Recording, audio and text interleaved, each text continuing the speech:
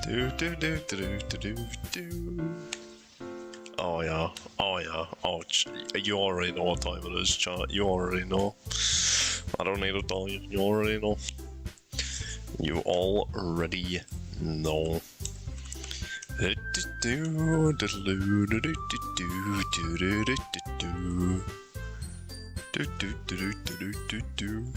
Oh yeah, oh yeah, okay. Alright, forgive me, I may be a little more excited tonight than normal. What the hell is this? Whoa, we got an update, we got a YouTube update, what is this? New managing moderators can support your channel in even more ways. Introducing managing moderators, these users have the same capabilities as standard mods, but in addition they can manage blocked. Why would I want that? And change chat modes and like, why would I want this? Can manage blocked words? Bro, frickin' mods in here are gonna be tyrants. They're gonna be like, oh yeah, we're gonna block literally the dictionary. They just go to frickin' dictionary.com, copy paste the whole list, GG, we lose. Alright, very good.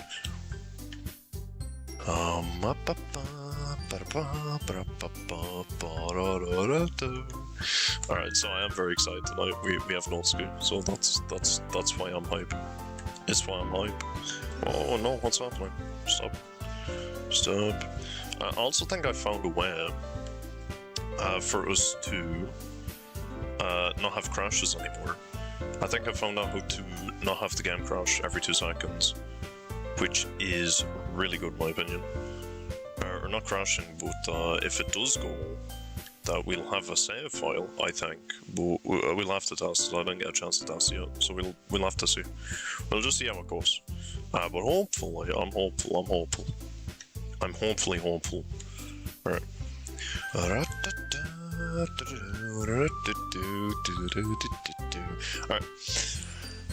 So as always, we gotta start a new, which I think it doesn't even matter because the episodes are like different anyway. You know what I'm saying? Anyway, let me just get set up, and we will be cooking. We'll be absolutely cooking. Speaking cooking. I don't know. What was I cooking? I don't know.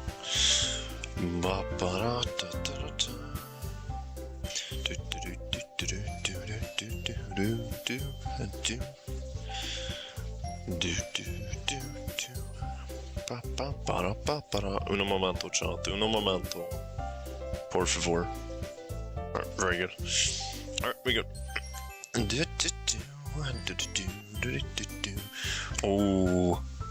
Oh, yo, dude, this is Natsuki time. Nah, we gotta, you don't understand, Joe, we gotta. Look, I'm sorry, but this is just how things have to be. This is how things have to be. We are not skiing, and we must not ski efficiently. We must not ski efficiently and accordingly. 3. Oh, this is my favorite part of the game.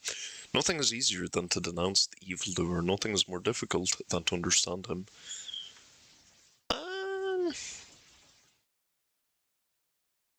Fair, Dostoevsky. I have to check out Mr. Dostoevsky, whatever the hell his name is.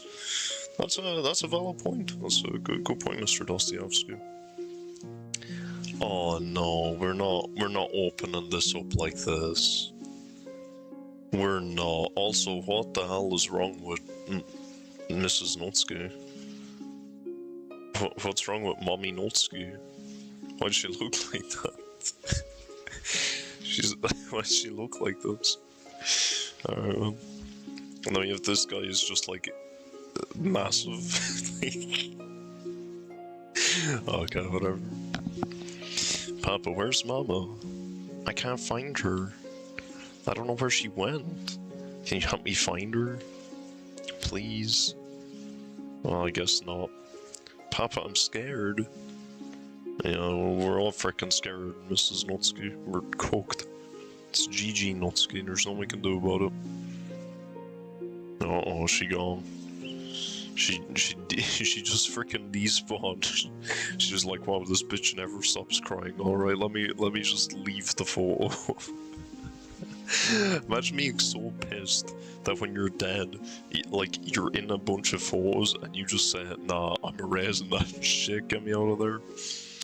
Papa, I was going through your mail. I saw that your work is having a daddy-daughter dance. Oh wow, that's it's a weird thing for a work to have. Isn't that normally like a school thing? Am I tripping? Or anyway. Oh, it's an American thing also. Oh, Papa, can we go, please? I could wear a pink dress with frills, and I could have my hair curled. I'd look like a princess. Please, Papa, can we go, please? I'm sorry, Papa. I won't go through your mail anymore. Oh. Wow, what was the exchange there?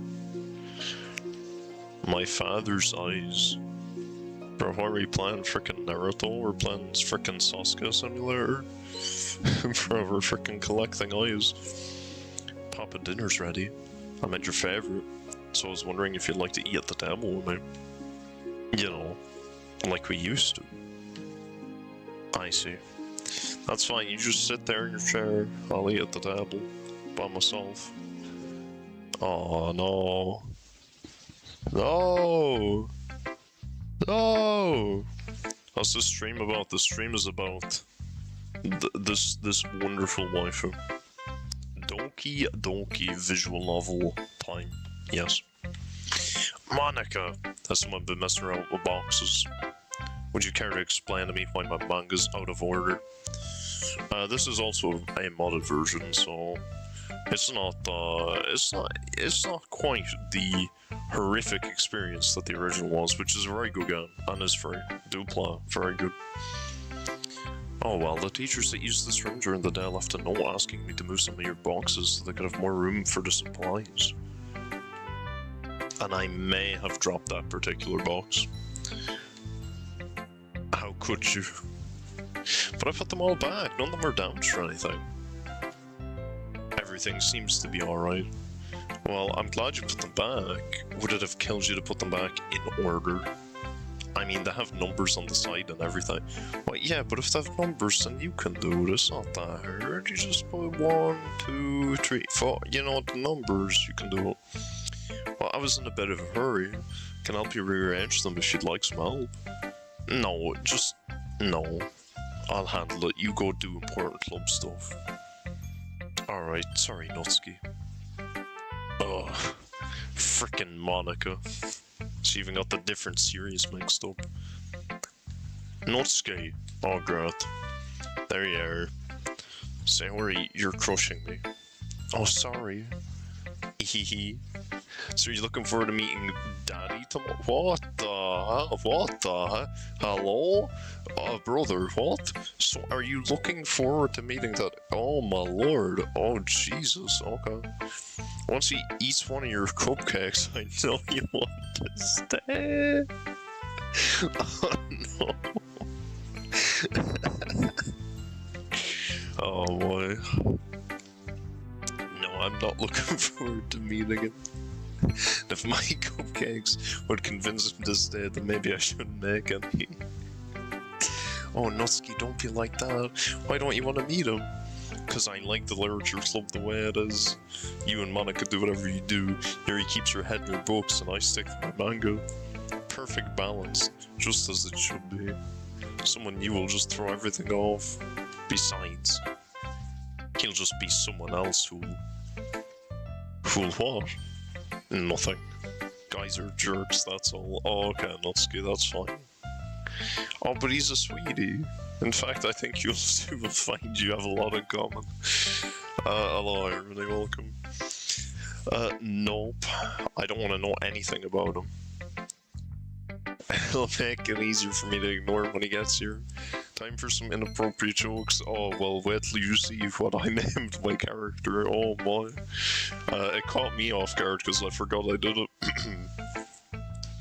Well, we'll see if you don't change your mind tomorrow. Yes, Sayori. I'll still make cupcakes for tomorrow. Yay! I bet you'll make them all decorated and cute like you were. Sayori, don't call me cute. But it's true, she's spitting. She's spitting facts. Come on now. The next and thus today the marks and thus today marks the day I sold my soul for a cupcake. Sayori walks me down a hall I really haven't been to very often. I don't have any classes here. It's typically reserved for upperclassmen and honor students. Despite the promise of a cupcake, I'm kind of dreading meeting this literature club. I mean, who joins a literature club anyway? I can't stand the literature we have to read in class. Why would I want to read it for fun? Hamlet's fun. Hamlet's good. I'm sure this will be filled with a bunch of stuffed shirts and hyper-intellectuals that argue about the symbolism of the colour of someone's tongue or something like that. What's the big event with Yuri? The big event with Yuri was she just sliced herself up in the hallway because Monica, when Yuri was given her poem, and Sayori had just hung herself, and so we came back to the class and Monica hugged us because she was like, oh damn, I'm so sorry.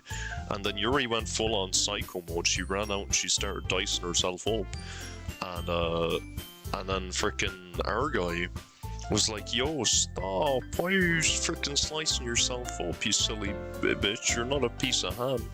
And so then she ran off. And then our character, instead of going after her while she was cutting herself, he started punching the shit out of the wall. And then he got a bunch of glass in his hand. And so then Yuri came back and used her knife to get the glass out. Yeah, and then they like sat together and cried and stuff. But the ending was that Yuri ended up going to counselling, and she, stopped, treating herself like a freaking pincushion. So very nice. Alright, mentally I'm trying to figure out the best way to get my cupcake, then sneak to the door. As I plan my escape route, Sayori stops at one of the classroom doors and throws it open. So Natsuki time? Yes. Very much so. Alright everyone. He is here. Oh boy. Speak. Oh, hello Daddy. It's nice to finally make your acquaintance. Yup, oh boy. There goes the atmosphere. Welcome to the literature. Welcome to the literature club, Daddy. Whoa. Whoa, why are they all calling me Daddy? Whoa. This club is full of incredibly cute girls. Sayori didn't mention that.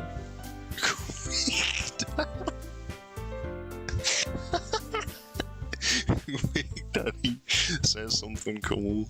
I flashed my best smile. Hey, is it hot in here or is it just all of you? Send Daddy.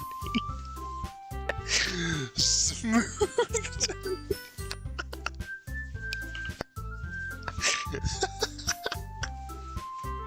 Smooth Daddy, no, real smooth. Isn't he funny? Funny is the word I choose.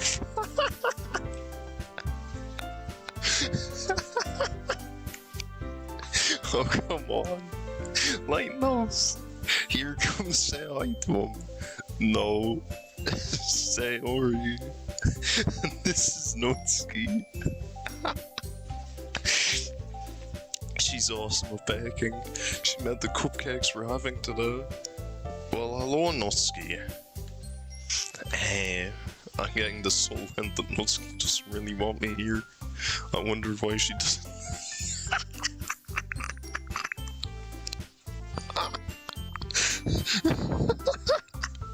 I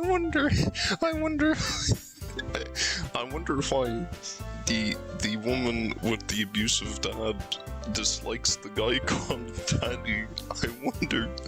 I'm shocked. Sayori leans over and whispers in my ear. Don't mind her, she can get pretty cranky when she's hungry. Here, have a Snickers. Or a Dickers, I don't know. I heard that, and I'm not cranky. Natsuki takes one more glance at me and looks away, muttering to herself. There's kind of an awkward moment of silence after her short outburst. Short outburst, yeah. I feel a little bad that I appear to be the cause of the problem, so I try to move things along.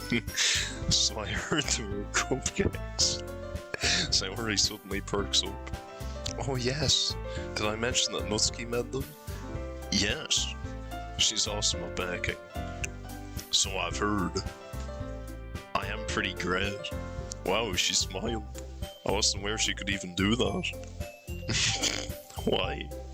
Why are you unaware that she can smile? Good lord, we proceed to sit down at a group of desks that have been pushed together to form a makeshift table. Yuri, the tall girl, has gone off to start making tea while Natsuki sets down a cover tray. I take a seat next to Saori. I figure it's only right since she invited me. I can't help but glance over periodically at Natsuki. I'm dying, so am I. I think I've seen her around the school here and there, but I've never talked to her anything. I honestly thought that she was a year or so younger than me. But judging from the way the girls are talking about colleges they're thinking about, I'm guessing she's about the same age as the rest of us. I decide to sit quietly and listen, since I don't quite know how things work around here. Natsuki definitely isn't afraid to speak her mind. She seems quite proud of herself. After a short while, Yuri returns and begins pouring everyone's tea.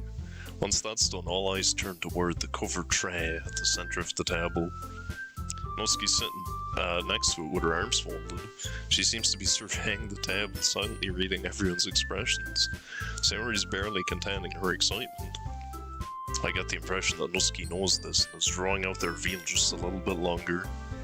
Finally, she places her hand on the cloth covering the tray. Everyone. Natsuki dramatically removes the cloth like a magician showing off a magic trick. Feast your eyes. Underneath the cloth are several cupcakes. I was expecting something simple, just bread with some swirly icing, maybe some sprinkles. These, however, are something else. The bread is really moist looking. Sorry, is this the run? This is the version of the game where the writer was like, damn, I don't know if we can sim for Natsuki, so we're gonna have him sim for the cupcakes. Damn, these cupcakes are something else, man. They look so moist. Like what?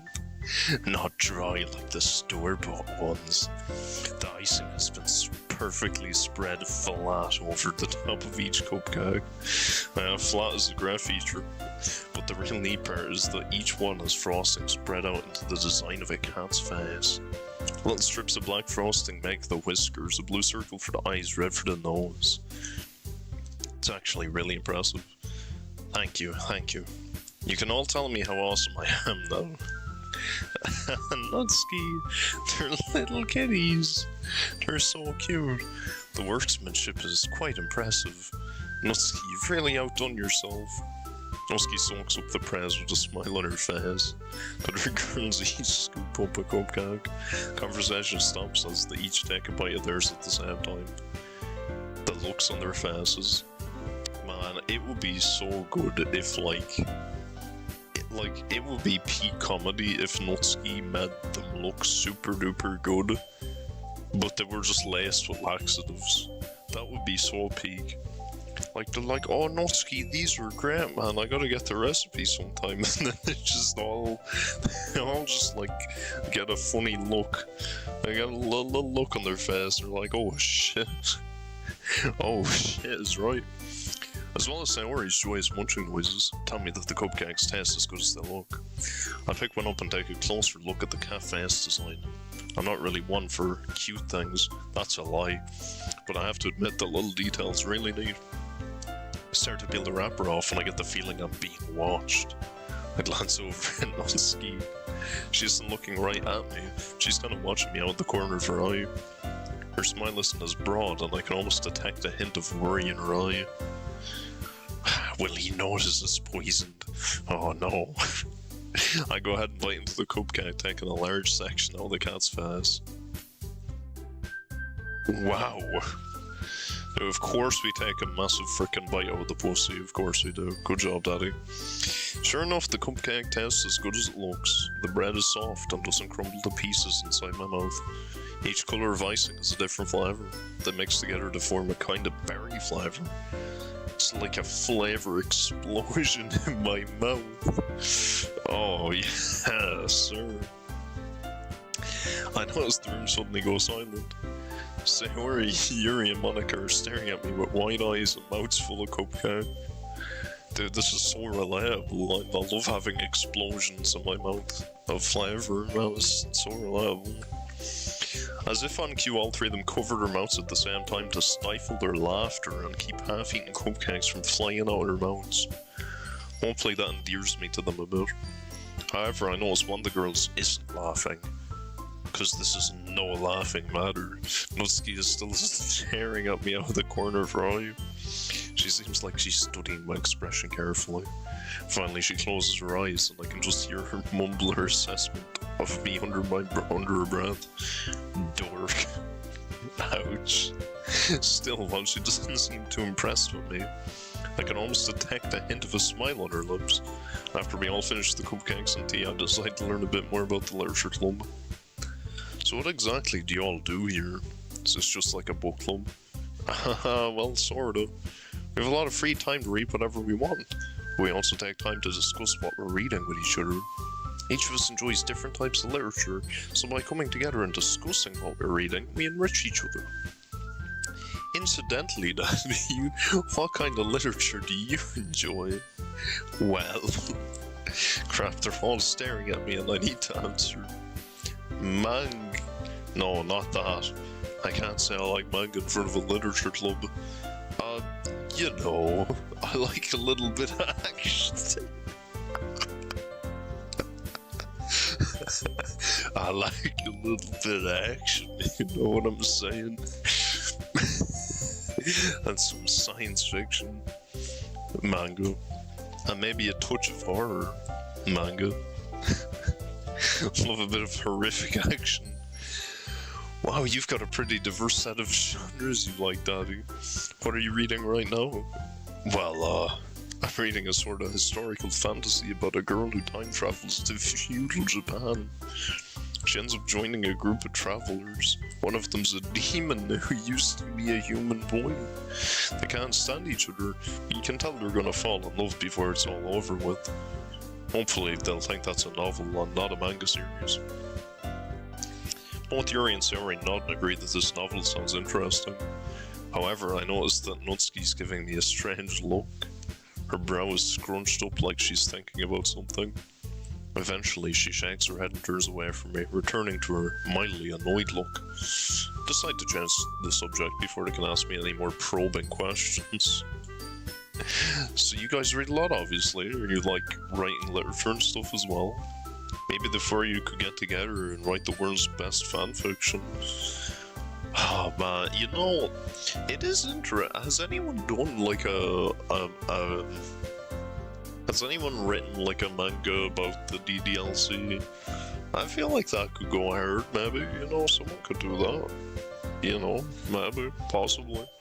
And you could have it be like a kind of harem thing where the guy gets all the girls instead of just picking one, you know? You can collect them like Pokemons.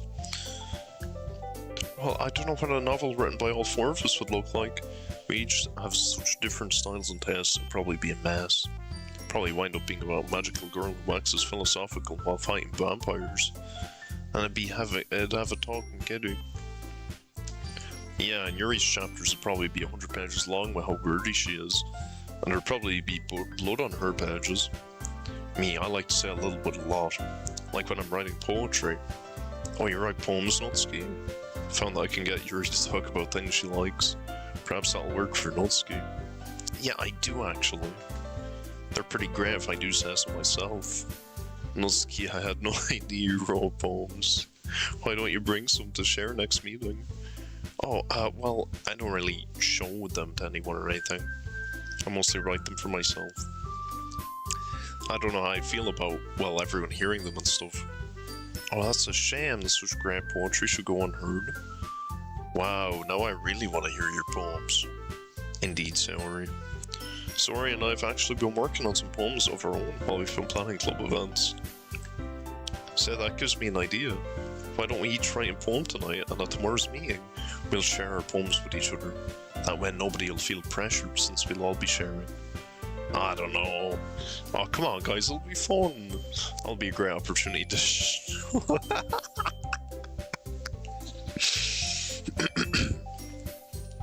It'll be a great opportunity to show Daddy what we can all do. Oh, good lord. Oh no. Saori. At that point, Yuri and Natsuki seem to perk up a little. Alright, I'll do it.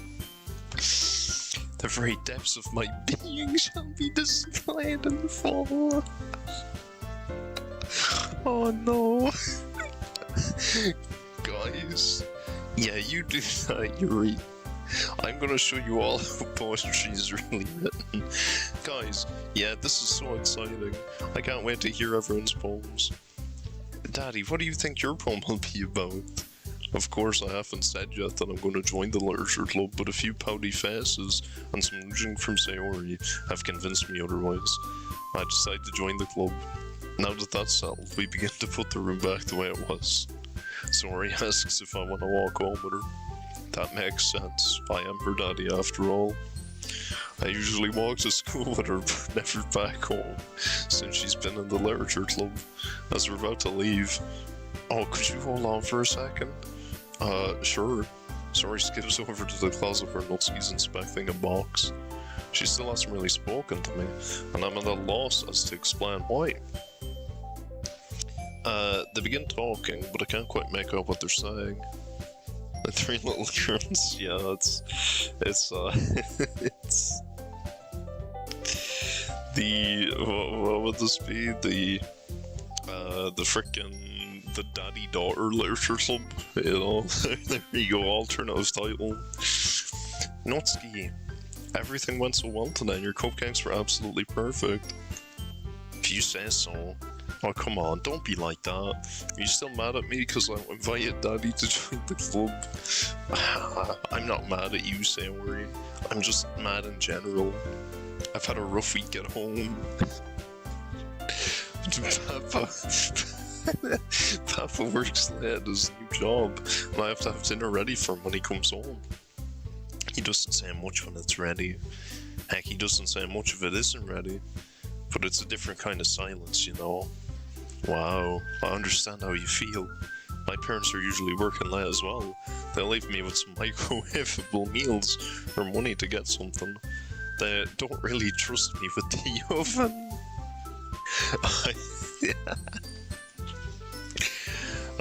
Anyway, I guess I have someone new joining the club right now. It just feels like I'm having my space about it. This is the one place I can be me. And I don't want someone new coming in to screw it all up. Oh, don't worry about Daddy. Like I said, I'm sure you two will have lots to talk about once you get to know him. Yeah, if I get to know him. Anyway, I need to go by the store to get some ingredients for dinner tonight. Alright, then I'll see you tomorrow. Oh, hey, Saori. Thanks for the compliment about my cupcakes. You're very welcome, Natsuki. Oh my, this is... Oh! Whoa! Is this official? Official at Natsuki's house? Eh? Is this also a plus background, maybe? Potentially. This is jarring. This wall is jarring me. Maybe I should try to be more open to Saori's friend. I mean, it isn't his fault that she dragged him to the club. Who knows, maybe he's not. Papa, why are you home so early? You got fired again, didn't you? Again?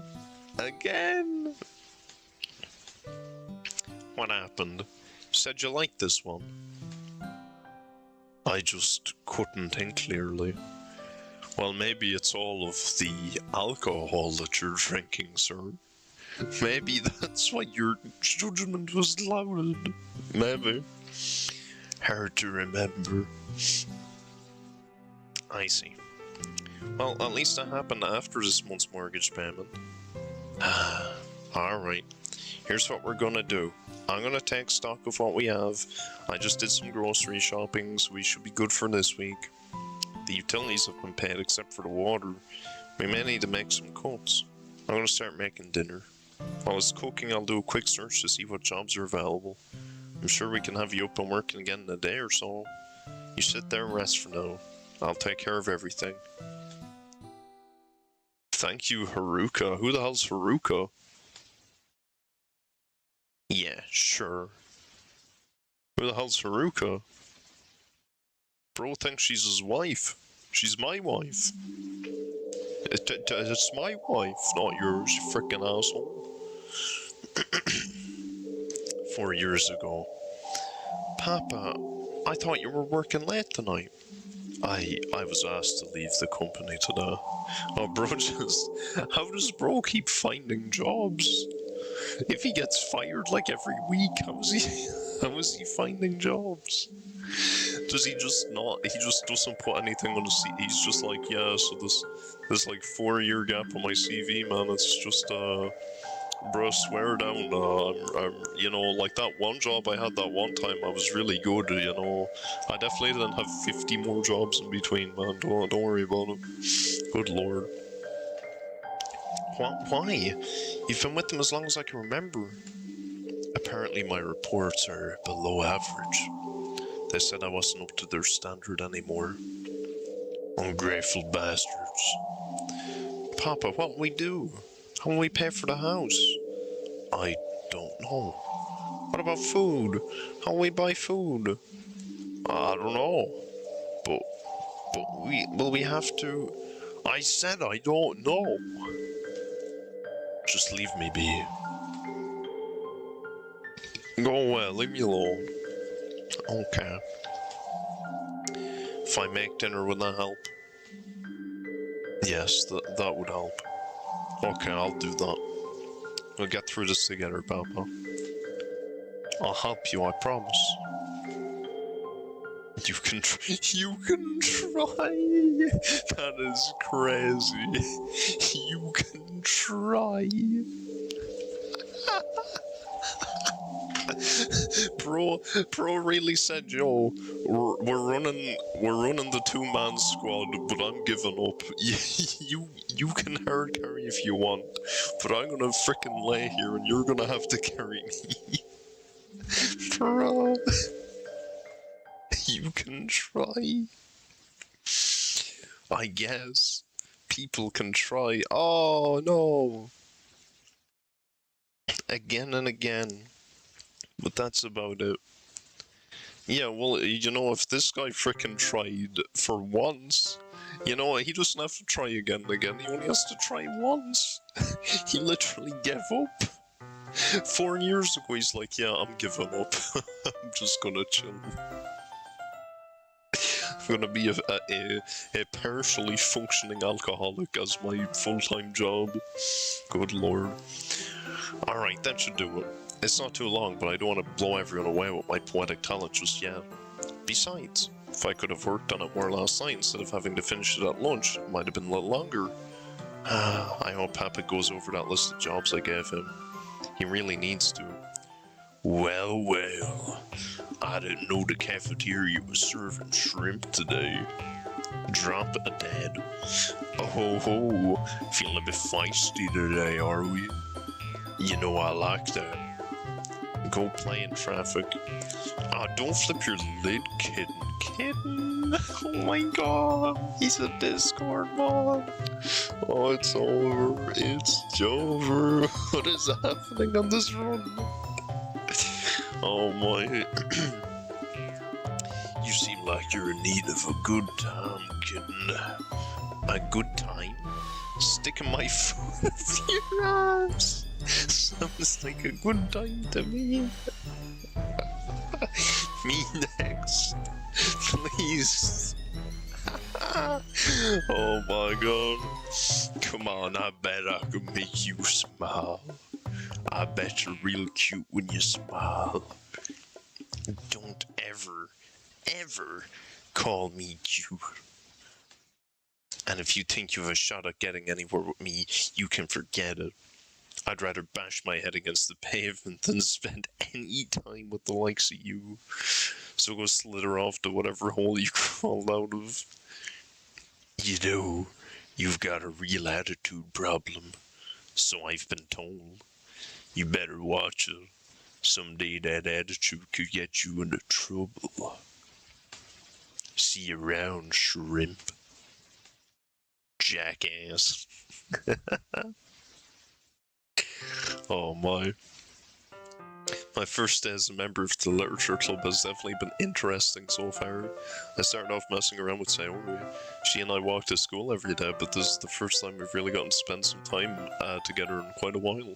I must say I really enjoy being around her. She brings out the more playful side of myself that I almost forgot I had. I decided to share the story of how Sayori almost set her room on fire. Natsuki seemed to enjoy that. After some more spirited discussion, the girls headed off to their respective corners of the clubroom. Now I'm trying to decide what I want to do. End up doing some reading with Yuri. She actually bought me one of her favourite books for us to read together. After we finish our chapter, I happen to find a volume of manga in the desk I'm sitting at. Yuri tells me it probably belongs to Natsuki. It was at that moment that we became a Natsuki enthusiast, as I decided to take it over to her. As I arrive at the closet where Natsuki is, I notice that she's frantically searching for something. Where is it? I could have sworn I put it around here somewhere. Natsuki's quickly moving boxes, looking through their contents. She seems really distraught. Her eyes are wide and her breathing is quick and shallow. I wonder if this is what she's looking for. Natsuki. Not now. She doesn't even look at me. She continues to search each shelf, tossing aside overturned books and other assorted things on the shelf. Natsuki. What do you want? She stops her search and stares angrily at me. I think if she could bore a hole through me with her eyes, she would. She can bore a hole in me whenever she wants. I'm good with it. I'm good. Is this what you're looking for? I timidly offered a volume of manga. Natsuki's eyes widen and a look of horror spreads across her face. It didn't get damaged, did it? She quickly snatches the volume from my hands and inspects it carefully. She holds the cover up to the light, looking for creases, and she flips through the pages, scanning each one. Finally, she seems satisfied with the condition of the manga. Natsuki may have a touch of autism. Just a touch. Just a little touch. Not like a bad touch, but you know, a little teeny tiny touch. She carefully places it in the box in front of her, completing a row of volume numbers. Natsuki closes her eyes and lets out a sigh. She places her hands on the completed set of volumes before her. I sit and watch her for a few moments. I kinda get the impression that she's forgotten I'm here. So, parfait, girls, Natsuki's movement of serenity is quickly broken and she shoots an icy glare in my direction. Not really familiar with that one. Go ahead and laugh. What? I know what you're gonna say. You're reading manga in a literature club? Isn't that a bit childish? Well, you know what? I'm tired of it. Yes, I do read manga in a literature club, because manga is literature. Manga stories can be just as deep and insightful as stories from novels. People think that just because manga is picture set doesn't count. Well, that isn't fair. It uses art to convey what a novel conveys with words only. But above all else, it shouldn't matter. Some people love novels, some people love manga. After all, what people consider precious is different for everybody. What? It's a quote from Nana by Ayabuzawa. I've read it. You read manga? Yeah. I mean, I'm not usually a fan of romance, but Nana looked interesting, so I give it a shot. Natsuki's shocked expression changes, her eyes narrow, and her lip curls back. I know that look. I'm gonna have to prove how much of a fan I am. Bruh, we've become the autism club. It's over. It's just like, you like manga? Yeah. Do you? Yeah. That's the story. That's what the story is. In Fushigi Yugi, how many celestial warriors does the priestess of Suzaku have? 7. Same as the other 3 priestesses. Name 2 clamp series that tie into X. Tokyo, Babylon, and Clamp School Detectives. In Ranma 1/2, what volume does Sasuke first appear in? Trick question. Sasuke's only in the anime. He usually replaces Gosen Kugi's role from the manga. Wow. The 1v1, man. The 1v1. I can't believe it. We got the Tism 1v1. Okay then. Who is No. Who is Aino Parfait's love interest in Parfait Girls? I can't say I've read that one.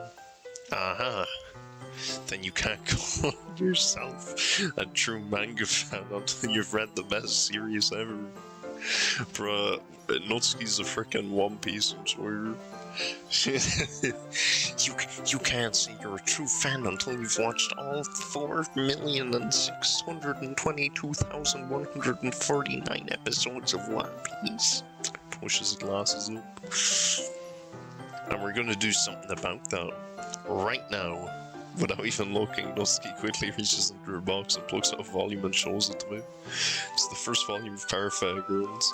Before I can say anything, she grabs my hand and leads me to a spot over by the window.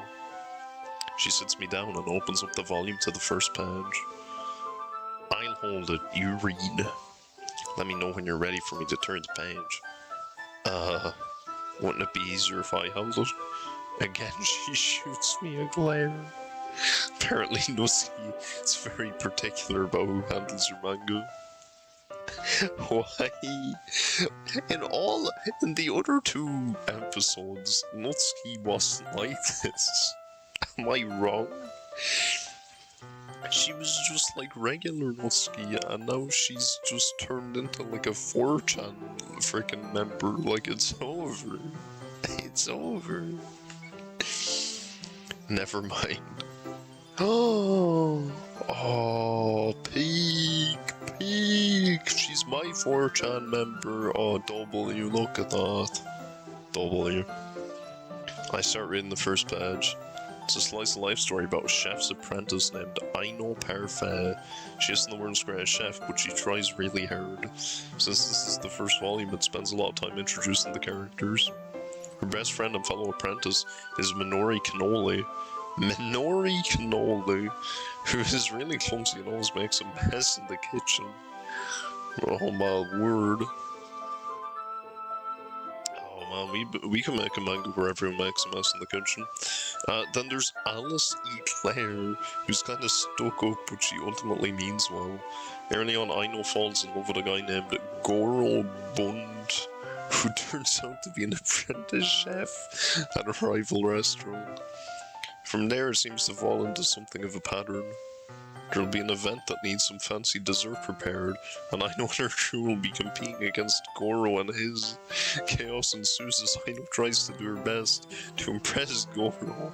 Alice tries to take charge, and Minori just generally makes a mess of things. Everything always seems to work out in the end though. Aino and her group succeed. She learns something about cooking and teamwork, and Goro may or may not like her back. It seems to be aimed at a younger audience. It's a bit silly at parts, but I find myself liking it a bit more than I thought I would. Of course, reading it would be easier if Natsuki would stop interrupting every other page to inject some bit of trivia. Aino Parfait has a similar design to a character from Romantic Heartbeat Bungaku Karibu. The artist actually likes to reuse that design a lot. She kinda looks like you, Natsuki. I know, right? Perhaps they knew I was an awesome chef and decided to make the series about me. Or perhaps the series you love so much influenced your decision to become a good chef. Keep reading, you're getting to the good part. The girls in the story are trying to decorate a series of chocolate desserts on a conveyor belt. Minori bumps the lever and the desserts keep coming faster and faster. The girls are frantically trying to keep up, but everything gets way out of hand. I love that part. It's actually kind of funny. Honestly, these characters look kind of familiar, but I can't remember where I've seen them. In fact, I've never heard of the series before. Where'd you find it? Oh, it was popular a couple of years ago. It's probably dragged on a bit longer than it should have, but I stuck with it. I'm guessing it never had an anime, maybe that's why I'm not familiar. Read a few more stories on Natsuki. She keeps talking as I read, but I found I don't mind. I'm starting to think that, like, so between episode 2 and episode 3 of this, I think this might be a good, like, study that people would like. Between episode 2 and 3 of the making of this mod, did the creator have like a truckload of vaccines, or did he start taking Tylenol, or what the hell happened, man? We gotta find out. If we can find out what happened between 2 and 3, we're cooking. We'll get the cure, man. Plus, I kind of enjoy finally having someone to geek out about manga with. True. I get to spurg out a little bit. After a while, she closes the cover. Man, after Yuri's book and this, I don't think I can read another word. Oh, but you were getting to the good part. You said that like 4 times. How many good parts does this manga have? The whole thing is the good part. But I really wish we could skip to the beginning of Volume 2. That's when the plot really kicks in. Well, why don't you let me borrow the first volume so I can finish reading it tonight? Then we can start reading the second volume tomorrow. Natsuki's attitude completely changes. Her eyes widen and she clutches the volume close to her chest. She looks me up and down as she turns her body away from me. I don't know. Her normally sort of voice is now soft and timid. Not sure what brought this on. Hey, don't worry.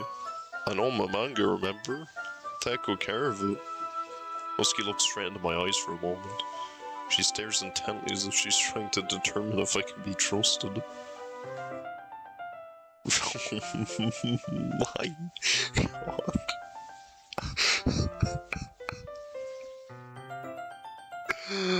Oh no. No, man.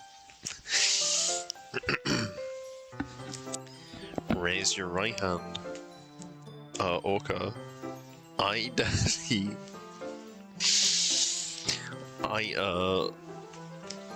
You're supposed to repeat after me. Oh, right. Daddy. Do solemnly swear to protect this volume of perfect girls. Do solemnly swear to protect this volume of perfect girls. With my life, if necessary. With my... wait, what? And to return it to Natsuki in precisely the condition it was received in. And return it to Natsuki with my life, really? Natsuki glances down at her volume of manga with a forlorn look on her face. After looking up at me again, she slowly hands the volume over. I take the volume, making sure to handle it carefully. Don't worry, I'll return it tomorrow just like it is now. You better. Yikes. Natsuki heads back to her box. I feel kinda odd just leaving the conversation there. Hey, Natsuki? She glances up at me. It's nice talking manga with you. Oh, yeah, sure.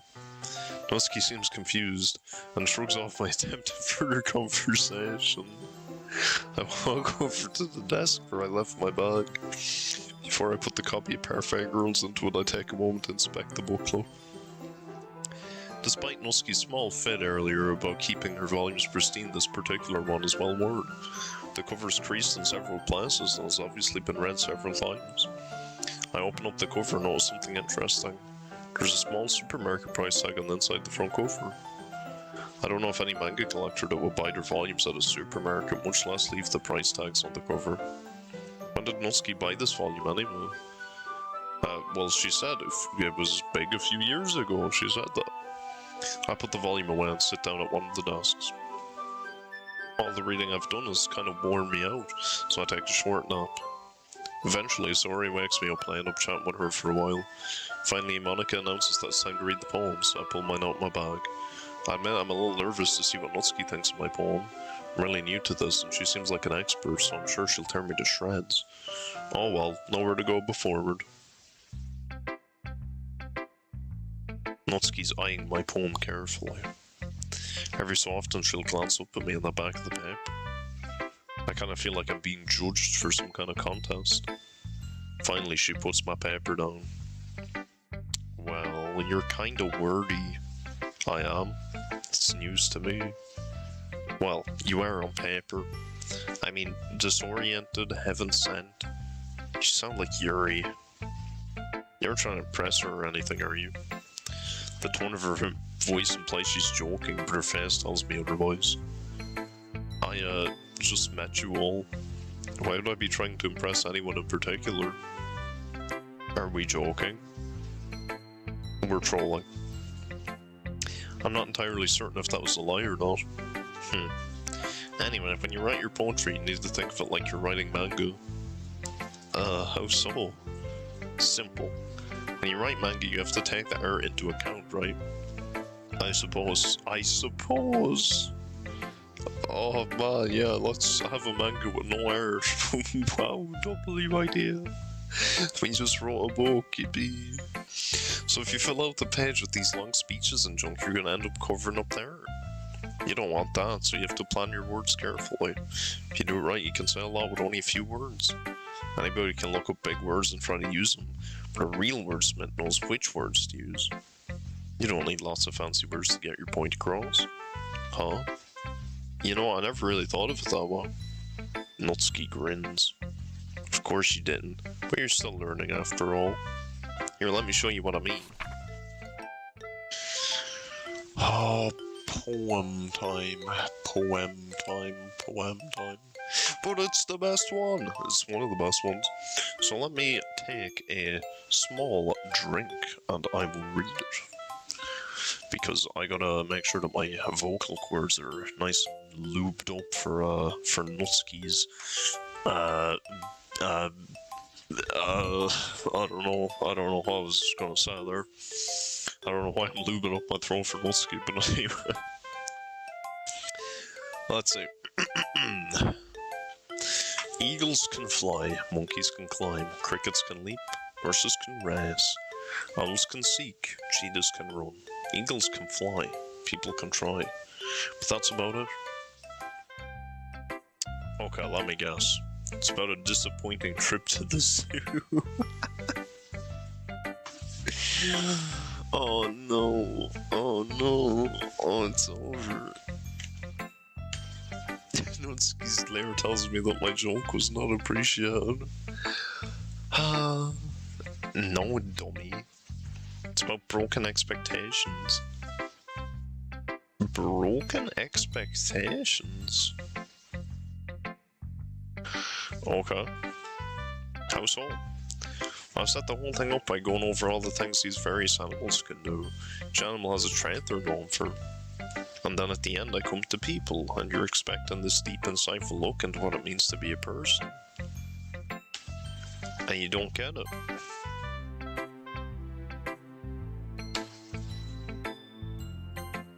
Why does auto not work? Auto not work on the mods. Hold on.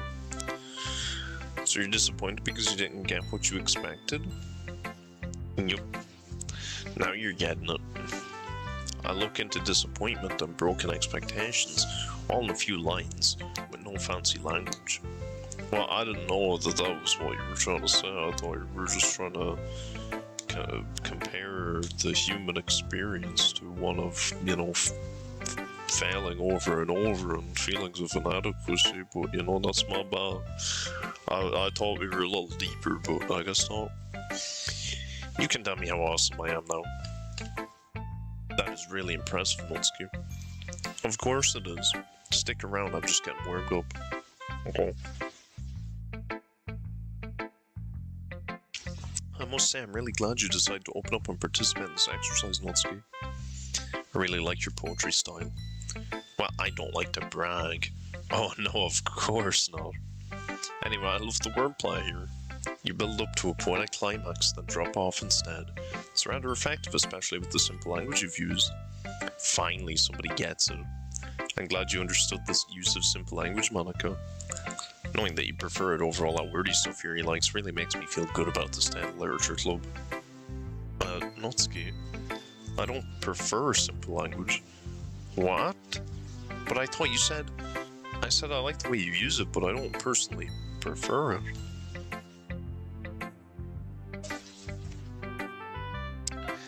Oh, so I guess you like wordy stuff too. Not necessarily. Just because I don't prefer something doesn't mean I don't like it. This isn't one or the other. You can enjoy a wide variety of styles, while still retaining your personal favorite. Here, take a look at mine, for example. Where did that go? Anyway, I guess it doesn't matter. Oh, the hole in the wall. The hole in the wall. It couldn't have been me. See the direction the spackle protrudes? A noisy neighbor, an angry boyfriend. I'll never know. I also know. Up here inside for a clue. No, I can't see. I'm real blind, like a film left out in the sun. But it's too late. My retina's already scorched a permanent copy of the meaningless image. It's just a little hole. It wasn't too bright. It was too deep, stretching forever into everything. A hole of infinite choices. I realized now that I wasn't looking in, I was looking out. And he, on the other side, was looking in.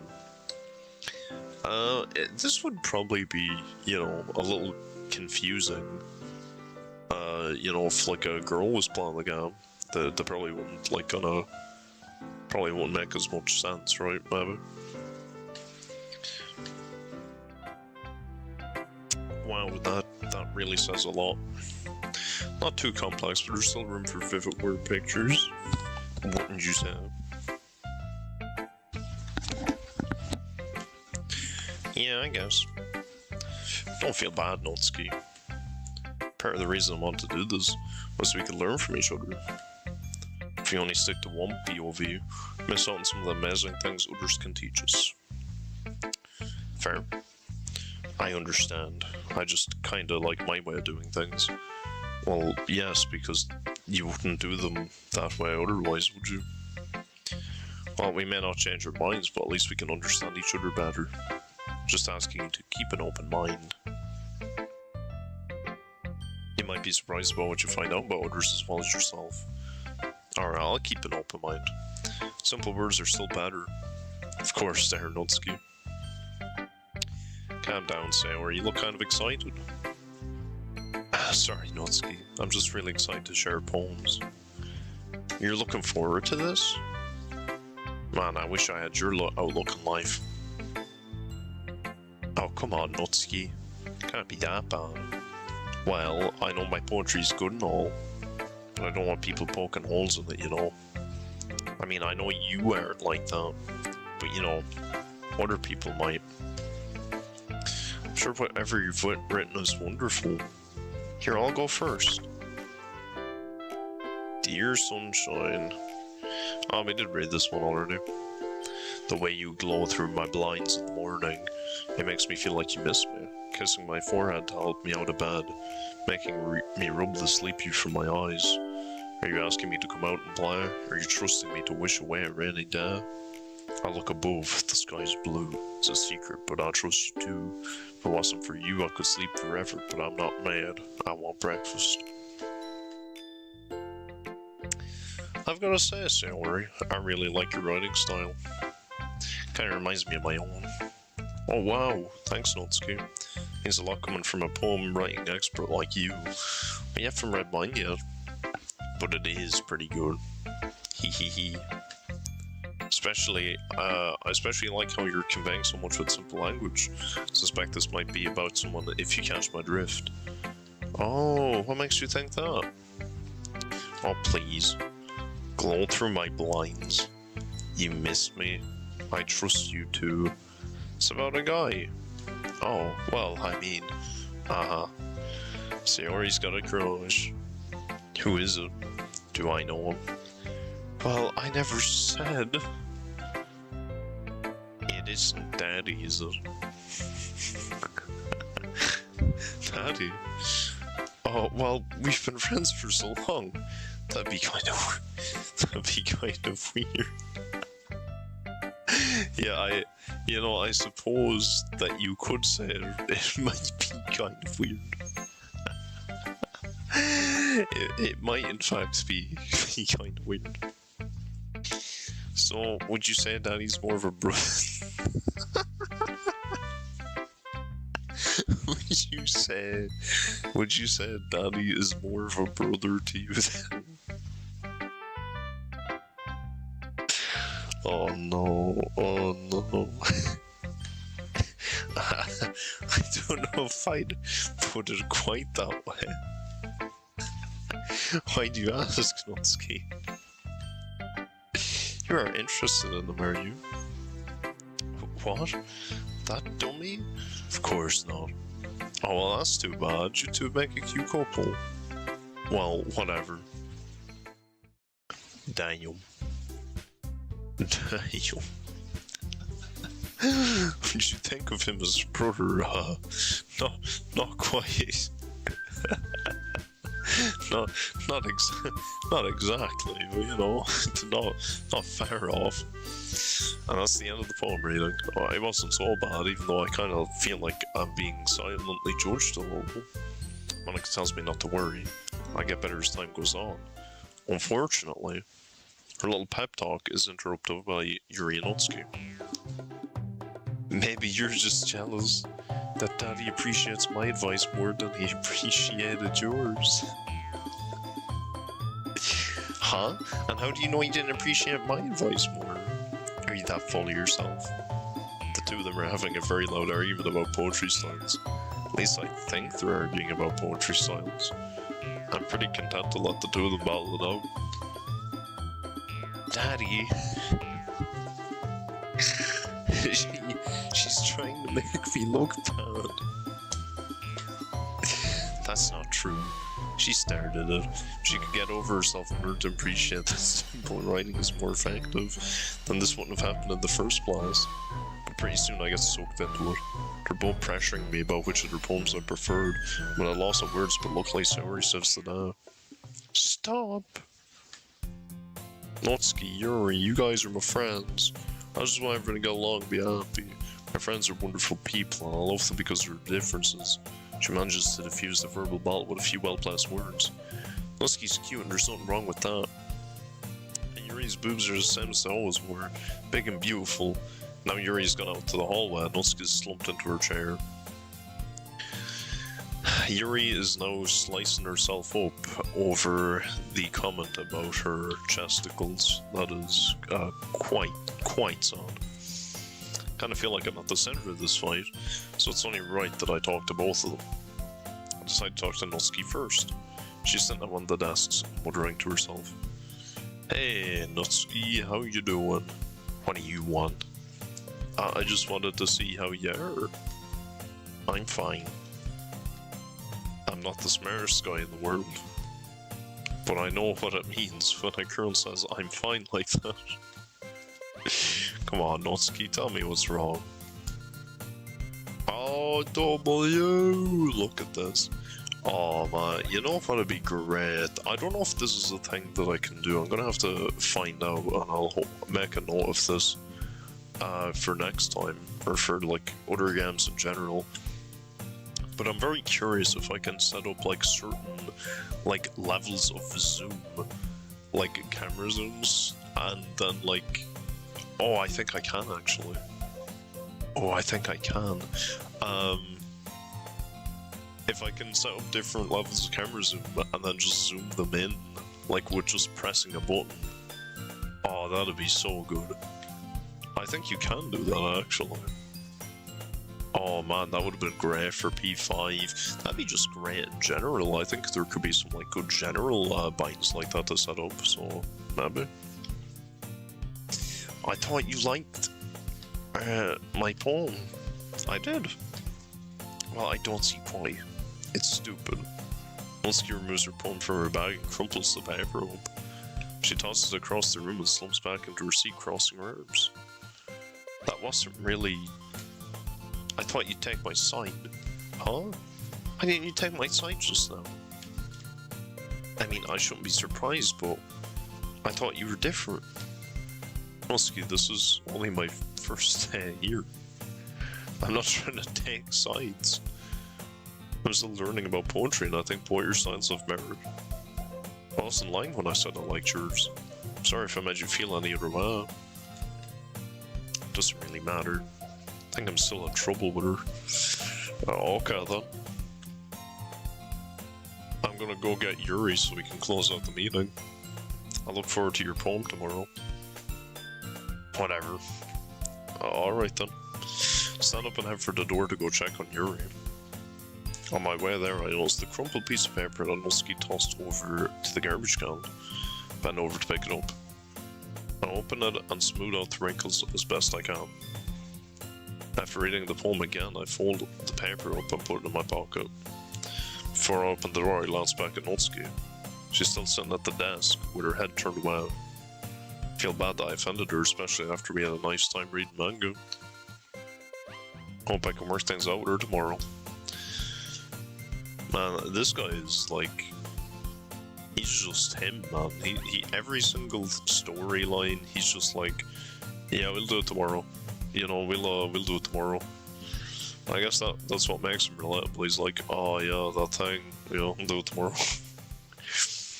Oh, Yuri could be like chopping herself up. I'll check on her tomorrow. Oh, what's that say where he's like hanging herself?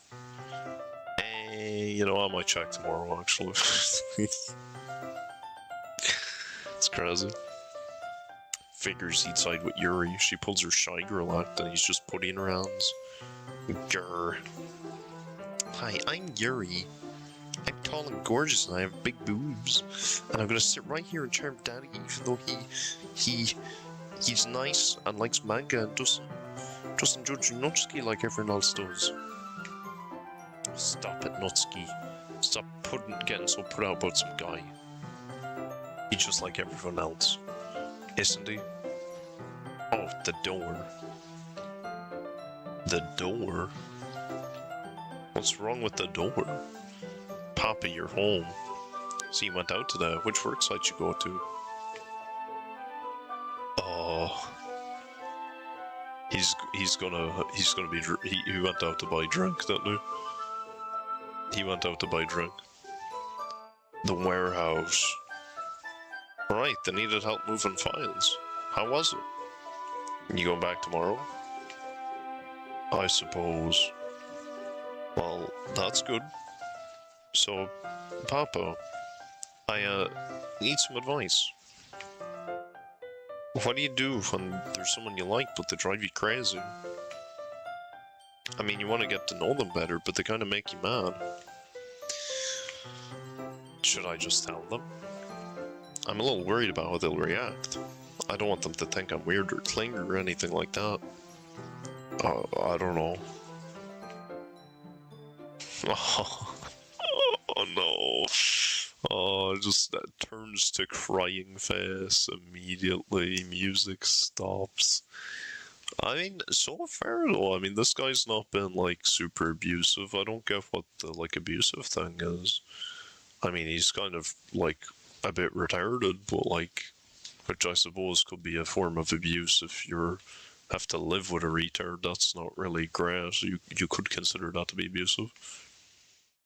You'd think it'd be easy, but you never know how they'll react. What if you say the wrong thing and they get mad at you? Was it hard for you when... I'm hungry. Oh. Alright, I'll go start dinner. Thank you, Haruka. Sure. Damn. Is I'm guessing Haruka's gotta be the mother, right? 11 years ago. Don't... Okay, hold on, we just gotta hope that this isn't gonna be like Natsuki's like birth scene and then we're fine. Which it shouldn't be, right? Like it wouldn't be. I hope. Now make sure you don't drop any eggshells into the bowl, Natsuki. Oh, double. I won't, mama. Okay, now I'll show you how to fix the icing. Oh. Can you show me how to make the cupcakes look like kitties? I like when you do that. Oh, of course I can. Yay. It's important to learn how to cook, Natsuki. If you learn how to make food, then you can feed all your friends when you get together with them. I want all my friends to have good food. And they will, dear. What sounds like your father's home? Papa! Hello, my lovely ladies. How was work, honey? Well, we finished the big project, and of course that client wants changes. Papa, Mommy's teaching me how to cook cupcakes. Oh, that's wonderful. I'm sure it'll be the best cupcakes ever. Hope you'll save the first one for me. I will. Now, Natsuki, you and Papa both have to eat dinner first. Start making it after we clean up. Oh, darling? Mama, you look tired. You've been having these fainting spells too often lately. I'm taking you to the doctor. Honey, I insist. Okay.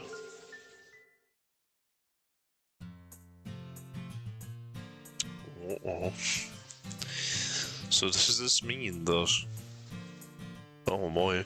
So if we assume that Natsuki is 18, which, you know, of course she is, that means that she was 7 in that scene. Which means her mother died when she was 7. Which means she's been essentially a housewife since she was 7. Well, damn. Wow, I mean, she gotta freaking get a divorce from this guy. Holy moly. This guy is trash. For 11 years ago? It's been 11 years and he's still an alcoholic? Bro, imagine being an alcoholic for 11 years. You might as well be a zombie. I'll take a chocolate one, please, thank you. Oh wait, I should probably get Sayori one. She's always complaining about being hungry about this time of day. Bet she'd like a cookie. Take a sugar one as well. Again, thanks. Wow, she bought 2 cookies. Someone must have dropped a lot of change behind the vending machine today. What does that mean? Who is she? She's this girl in one of my morning classes. She's always tired and she's really mean. Her dad changes jobs a lot. He's like a drunk or something. Everyone knows it. She probably lives in a shack or a box. Oh, that's mean. Don't say things like that. Don't worry about it. It's not like she can hear us anyway. Aww. Aww. Sag. Big Sag. Big Sag. As everyone settles into their routines, I've decided to follow the same pattern I did yesterday. Read another chapter Yuri spoke with her, then I head over to the closet where Natsuki's standing. I'm a little nervous considering how we left things yesterday, but I'm pretty sure I can win her over. Besides, I need to return her volume of Fairgrows to her. I managed to finish it last night. Probably won't become my new favourite or anything, but it wasn't bad. Natsuki doesn't seem to notice me as I walk over to her. She's growling at something, it seems. She's seen a frickin' stray squirrel in the wilderness, and she's just about to rip its throat out. She's once again busy inspecting the boxes in the closet. Hey Natsuki, I've got your... Not again. Monica, stop moving my boxes. The one I want is on the top shelf now and I can't reach it. Sorry Natsuki, it's out of my hands. Classroom teacher needed the space for her supplies. I can help you get it down if you want. No, I don't need help. I can do it myself. Alright, if you insist. Despite the fact that you just said you couldn't reach it. Natsuki turns to face me. And that goes double for you. Hey, what do I do? She turns toward the closet and looks up at her box. I can tell she's trying to come up with a plan to get it down. I really want to offer to help, but I also like my internal organs right where they are. After a few moments of thinking, Natsuki's eyes light up and she steps away from the closet. She returns with a rolling chair. Why couldn't she have got a non-rolling chair? That'd be a little easier and a little better to get a non-rolling chair.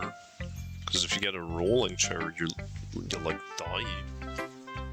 Am I wrong?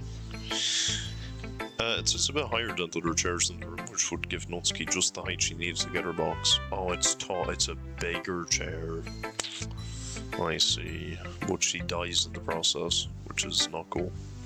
However, Natsuki, not one word. Okay then. Natsuki's standing by the chair with a triumphant grin. The wheels on this chair don't roll very well. If I'm careful, I should be able to get the box down without it moving. Now, I will say that I myself have done this, and I'm much taller, so I think it should be fine. It should be fine for Natsuki. But this is not real life, so she's inevitably going to fall, and something sus is going to happen. So I will be watching with great anticipation. What's that Star Wars quote? We'll be watching with great intrigue, or what is it? Well, she's got a plan. Crazy, dangerous, poorly thought out plan. But a plan at any rate. Decide to stand by and watch to see if she admits on needing any help. Husky moves the chair into position and starts to step onto him. She stops suddenly and shoots me an angry look. Take 3 steps back. Why? No way I'm letting you peek up my skirt. Natsuki, I wouldn't even think of doing that. He lied. Sure, I totally believe you. If sarcasm could cut, I'd be bloody ribbons right now. Now step back. I immediately take 3 of the smallest steps back that you could ever possibly imagine. I took 3 steps so small that some suggest that I may have even moved forward. I'm not interested in getting Natsuki even more angry with me. Once she's satisfied that I'm far enough away, she carefully steps onto the chair. Sure enough, the chair doesn't move under her weight. Oh, that's lovely. What? That's reminiscent of something. Oh, what is that? That is the... Oh, that face. That's like a meme face, isn't it? I'm not trolling, am I? There's like a meme that has like a similar face. I think. It might be an old meme. I don't know. That's something interesting, actually. I don't know any of, like, modern memes, because I'm not, like, I'm not a, like, memer anymore. I'm too old for memes. I've not, like, seen any. The only one I've heard of, from a really strange place from, like, a 40-year-old man, was 6-7, and also the chat. The chat said it first, and I heard this 40-year-old man talking about it like a couple days later, and I still don't know what it means. I don't think it's a Bible reference like I've been told, but maybe. Maybe there's a line of like, I don't know, there's no like funny lines in the Bible as much as there. I doubt it. I don't know. I can't help but notice a small smirk on her face. She carefully reaches up and puts her hands around the box of mango. Almost got it. She manages to get her fingertips around the edge of the box. You can see a lot of triumph on her face as she inches the box towards her. Finally, she gets the box into her hands and off the shelf. Unfortunately, the sudden shift in weight causes her to lose balance. Uh-oh. She catches herself, but all the movement just causes the chair to roll slightly. Uh-oh, did the chair somehow roll 3 steps in my direction? Whoa! Everything seems to be moving in slow-mo. Natsuki's trying to catch herself, but as she moves, the chair moves in the opposite direction. Natsuki start to run toward her, but I'm too late. Natsuki comes tumbling down, box and all. Thud. She's already landed on the floor by the time I reach her. Her box of mangas lying on its side. Several volumes have spilled out onto the floor. Before I can offer to help Natsuki, Monica comes rushing over. Is everything alright all over here? Glance over at Natsuki, then position myself between her and Monica. I don't know her that well, but I figure Natsuki's the kind that doesn't want other people to make a fuss over her. We just dropped a box. We're fine. We're all fine here now, thank you. How are you? Monica gives me a weird look, then chuckles to herself as she heads back to the front of the room. I exhale and turn around to check on Natsuki. She's already crawling over to the box to gather up the spilled manga. I can hear her muttering to herself. Why? Why does everything have to be so hard? Oh no. Why didn't we get an illustration of her on the ground? I guess maybe it didn't happen in the original. I don't remember. Did it happen in the original? The falling off the chair? I do not know. I do not know. Not certain if I should offer to help or not, but after a moment the question quickly becomes moot. Natsuki picks up one of her volumes of manga and stares at the cover. Her eyes widen and her jaws drop. Her jaw drops. The top cover had gotten folded over in the fall and now the cover has a crease line across the front. She tries to fold the cover back a few times to no effect. Finally, she tosses the volume away and sits quietly for a moment. I decide this is probably when I should say something. Hey, it's not that bad. If you put it in the box with other volumes, maybe the crease will get flattened out. It doesn't matter. It's stupid anyway. I can tell she's angry. This wasn't as forceful as I'd expected. Please go away. Leave me alone. Her voice is starting to crack. Despite how angry she is, I can tell she's fighting back tears. Natsuki, are you deaf? I said go away. She turns to face me. Her eyes are beginning to get moist. You don't know anything about me. Can't possibly understand what it's like to be me. And I sure as hell don't want you feeling sorry for me. So take your stupid grin and lame pickup lines and go bug somebody else. No! No! It's not gonna happen. You will not scare me off that easily. I didn't want you here anyway. Dummy. Ouch. I don't see any reason to respond to that. Turn to leave Natsuki to her spilled manga, but I remember something I need to do first. I turn back around and gently place the first volume of Perfect Rules on the desk next to her. I can tell she's looking at it out of the corner of her eye. Then I head back to the front of the classroom. Monica and Sayori are discussing something. I think I'll try to talk to Sayori when they're done.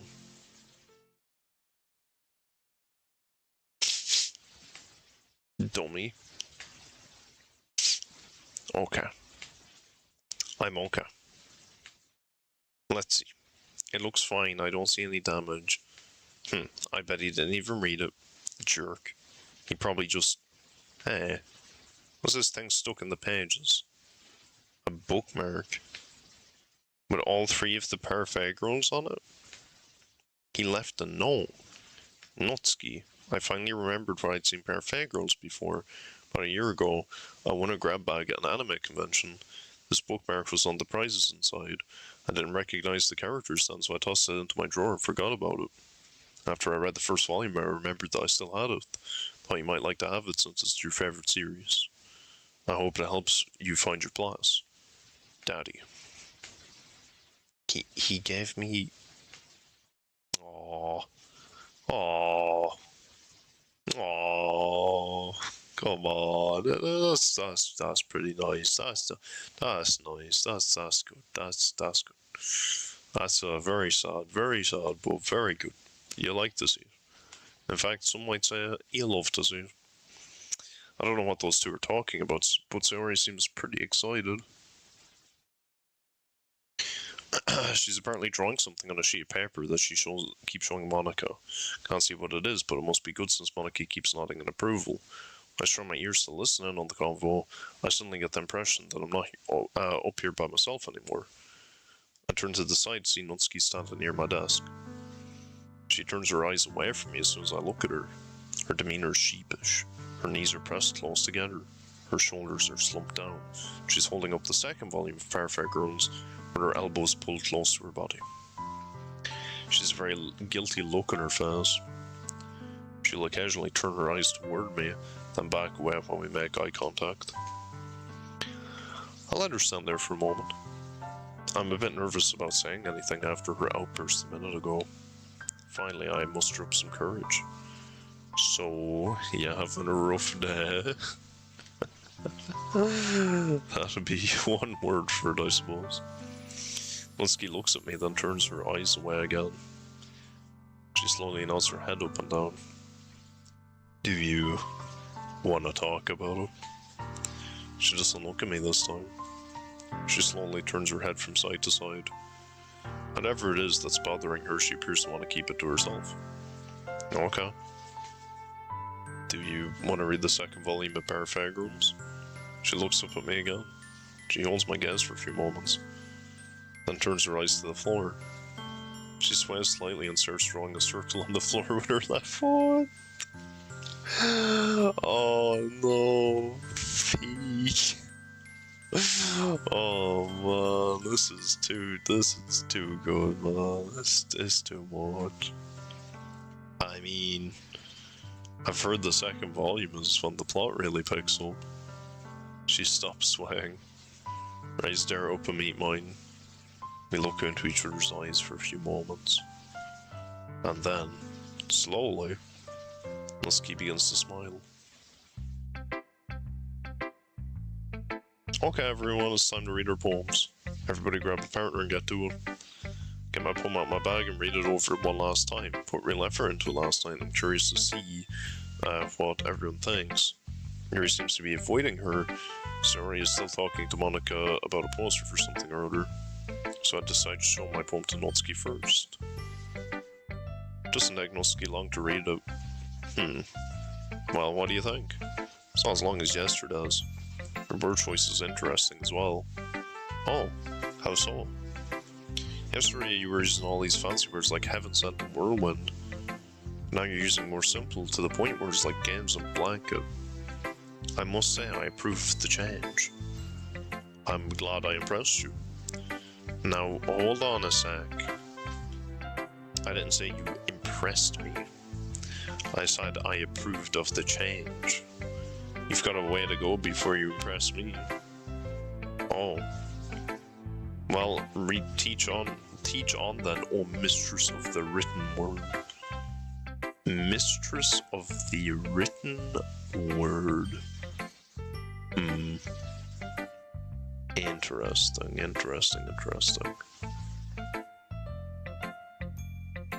Haha, I'm glad someone noticed. Take a look at this. Oh, Amy likes spiders. And that's a good one. Oh my, oh me, oh my.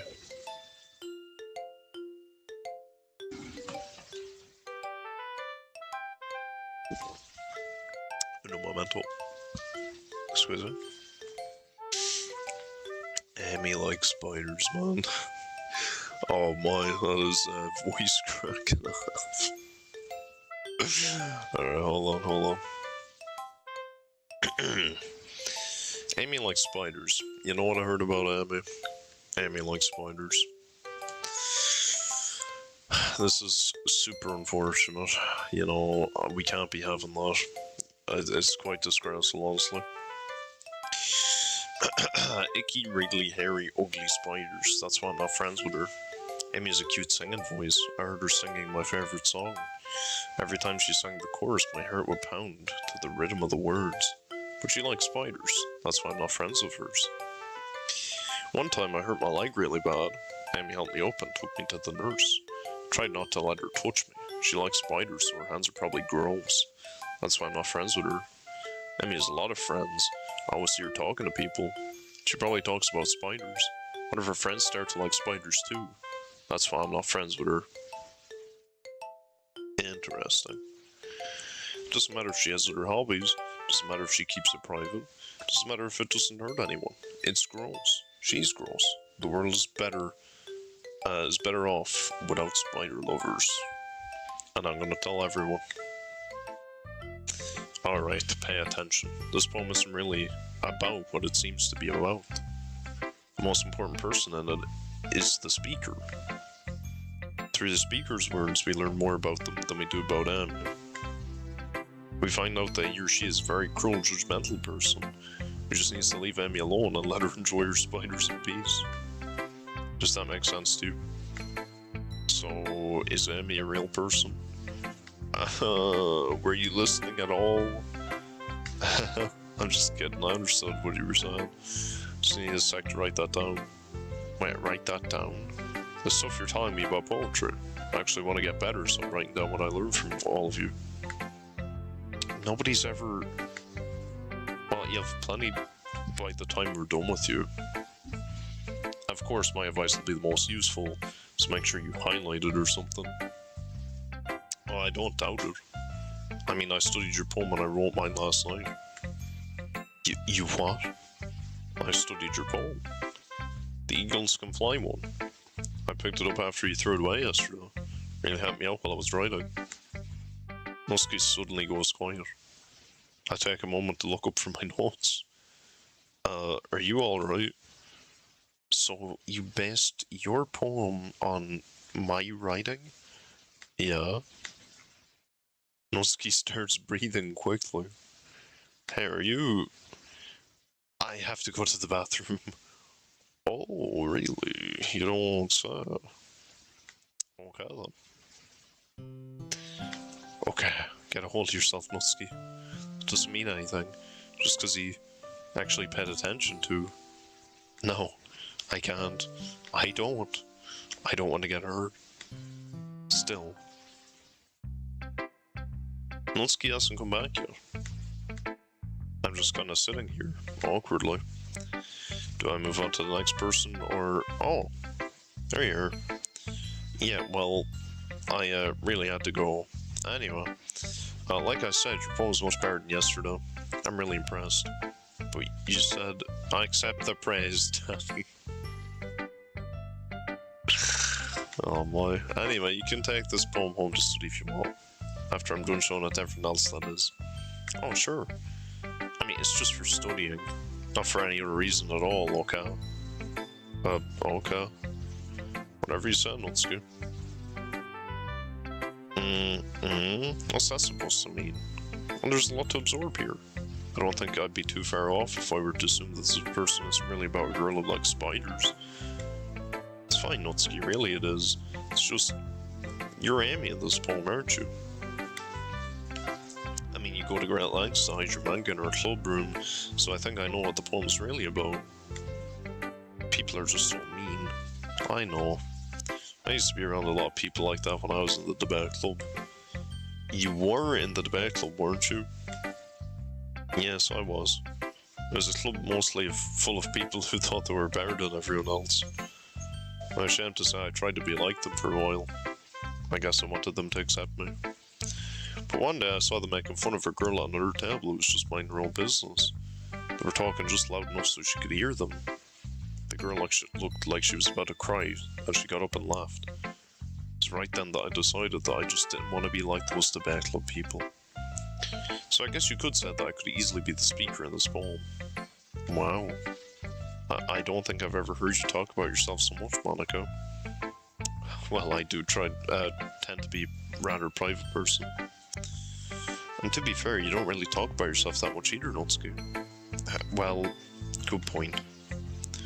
So I can't help but notice that the members of our little literature club aren't the most popular people in school. You form this club as a sort of safe space for people who, you know, don't fit in. Well, I had several reasons for starting the club. But I really did want it to be a place for people to relax and be themselves. So I suppose your statement would be accurate, Natsuki.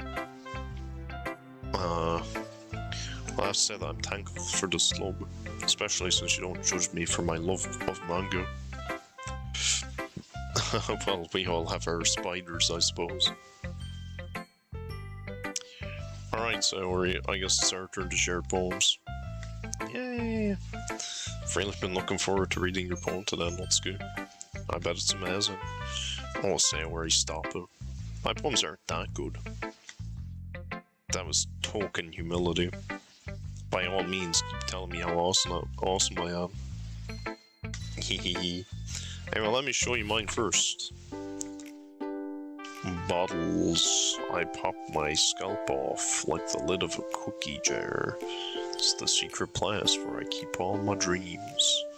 Little balls of sunshine all rubbing together like a bundle of kittens. I reach inside with my thumb and forefinger and pluck one out. It's warm and tingly. There's no time to waste. I put it in the bottle to keep it safe. And I put the bottle on the shelf with all the other bottles. Happy thoughts, happy thoughts, happy thoughts, and bottles all in a row. My collection makes me lots of friends. Each bottle a starlight to make amends. Sometimes my friend feels a certain way. Down comes a bottle to save the day. Night after night, more dreams. Friend after friend, more bottles. Deeper and deeper my fingers go, like exploring a dark cave, discovering the secrets hiding in the nooks and crannies. Digging and digging, scraping and scraping. I blow dust off my bottle caps. Doesn't feel like time elapsed. My empty shelf could use some more. My friends look through my locked front door. Finally all done, I open up and in come my friends. And they come in such a hurry. Do they want my bottles that much? I frantically pulled them from the shelf, one after the other, holding them to each and every friend, each and every bottle. But every time I let one go, it shatters against the tile between my feet. Happy thoughts, happy thoughts, happy thoughts, and shards all over the floor. They were supposed to be for my friends who aren't smiling. They're all shouting, pleading, something. But all I hear is echo, echo, echo inside my head. Yeah, Sayori is quite sad, some might say.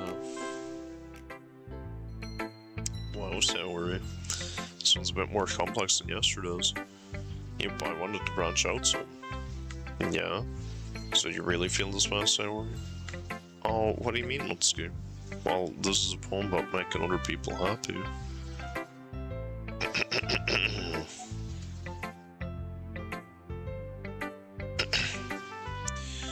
Well, this is a poem about making other people happy. At the expense of your own happiness. You don't feel that way, do you? I mean, you're so happy. I don't figure you'd ever run out of happiness. Oh, well, making other people happy is the most important thing to me.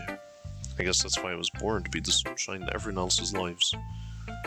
That's great and all, but what about the sunshine in your life? If other people are happy, then that makes me happy. So in a sense, I'm bringing myself sunshine by bringing everyone else sunshine. Huh? I guess that's alright, but just make sure to focus on yourself some. We used to go to the beach as a family as well. I think our last trip was on my mom's last days. She wasn't feeling too well, but she insisted we take a trip as a family. Remember building sandcastles and watching the waves wash away my footprints. Kept asking Mom where they went. Remember my dad laughed at that. That may have been the last time I heard him. Alright, we'll write about the beach tonight and compare tomorrow. See you tomorrow, Yuri. Okay. Wow. Wow, I haven't thought about that beach trip in a while. I miss those days. Oh, I remember we had a camera with us when we went. Mama and Papa took so many pictures. I think they ended up in a box in the closet. Let me see. Ah, here it is. Wow, there's so many. Here's me playing in the sand, Papa holding me in his lap, and... Where's... No. Oh no. He didn't.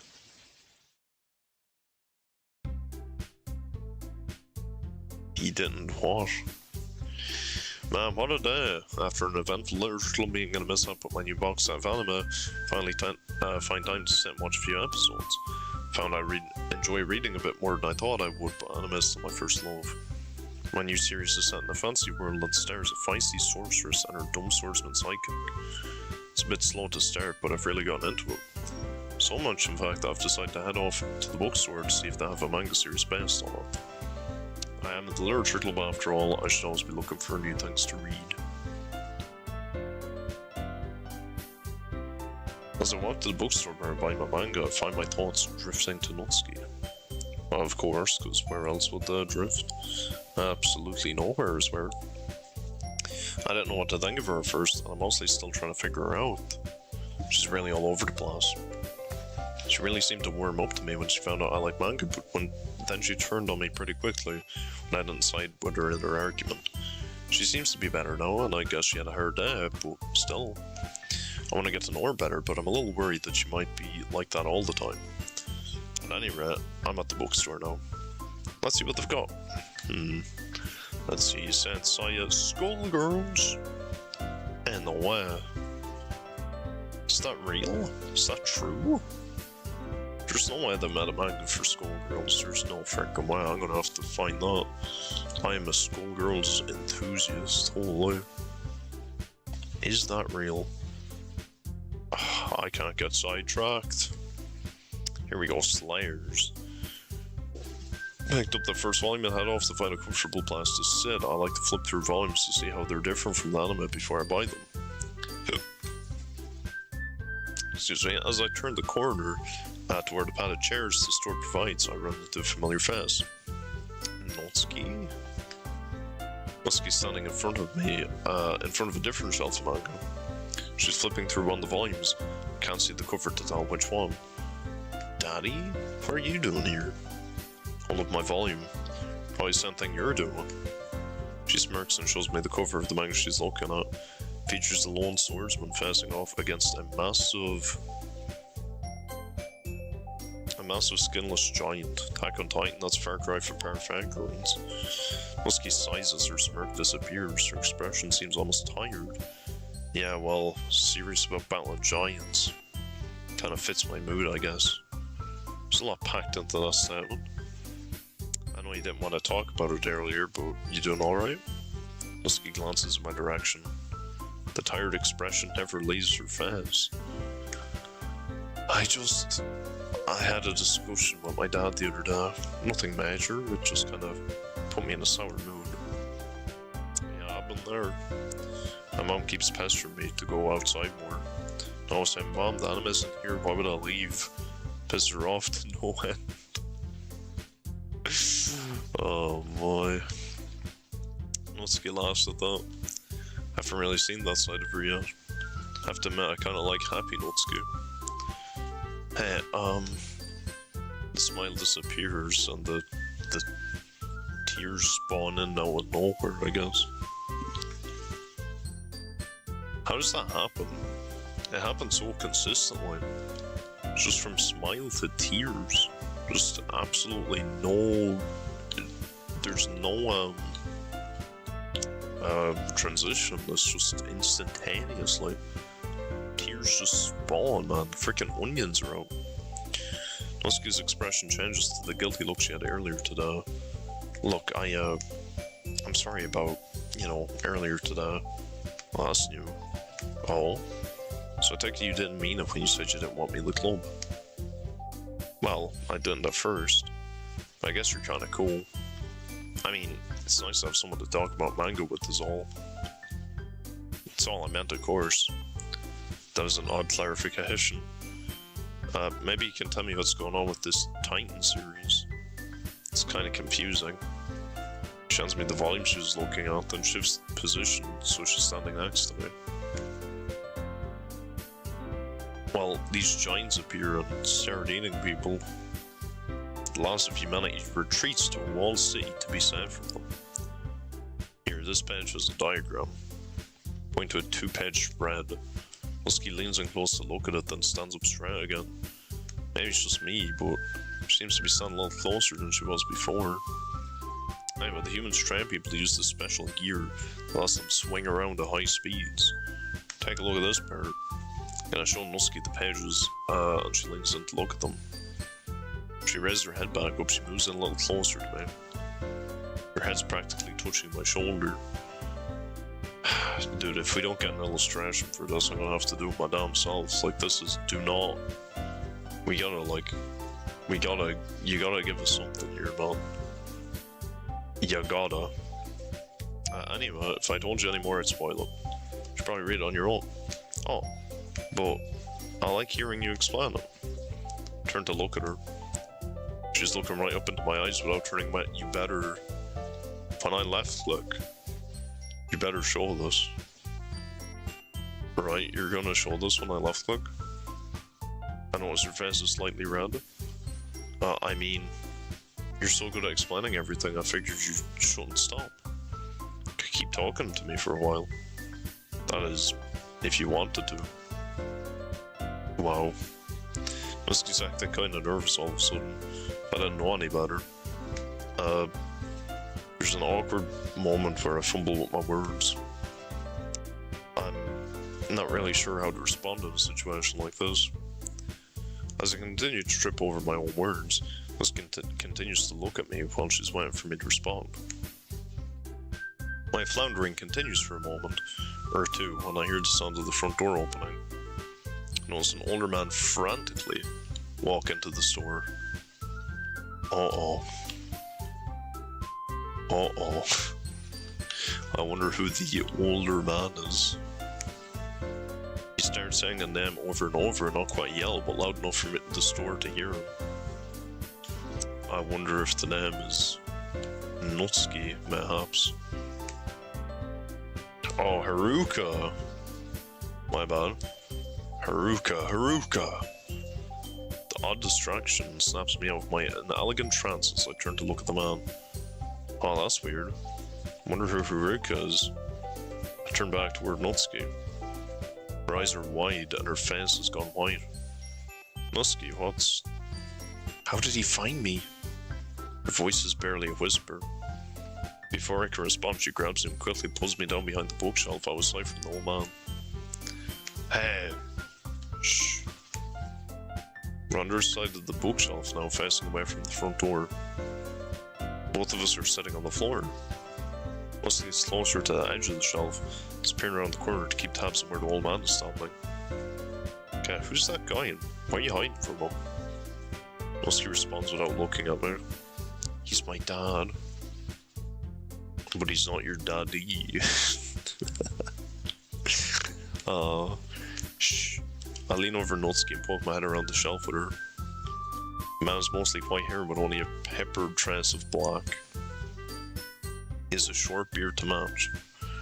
All of his hair is somewhat unkempt and scraggly, and he's wearing a large pair of dark tinted glasses.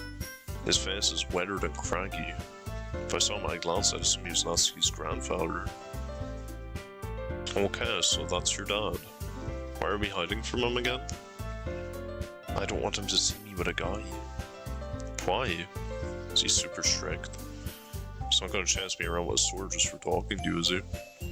I don't know. I mean, he's never seen me talk to a guy before. I really don't want to know how he'd react. Oh, don't talk to many guys, huh? I'm flattered. Stop. Natsuki looks around the corner again, then looks back at me. Her expression is almost sad. She has to leave, but doesn't want to. She reaches into her pocket and pulls out some money, which she then hands to me. Could you do me a favor? I was gonna buy that volume and sneak it home, but with Pampa here, would you mind buying it for me? You can bring it to school tomorrow to hand it off. Sure. Why are you hiding this from him? Natsuki looks pen expression tells me that there's a story behind her actions. She probably just want to share. Decide to wait for another time. Okay, don't worry about it. Meet me at lunch tomorrow and I'll hand it off. She smiles as her eyes light up. Thanks. Or, you know, you could just bring it to the club, you know, whatever.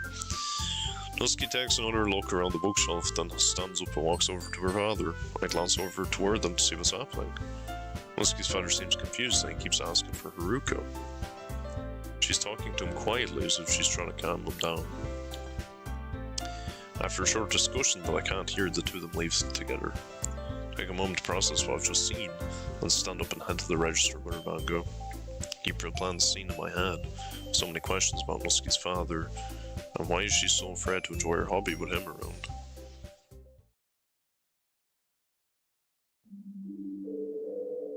Years ago. Natsuki, I've been thinking.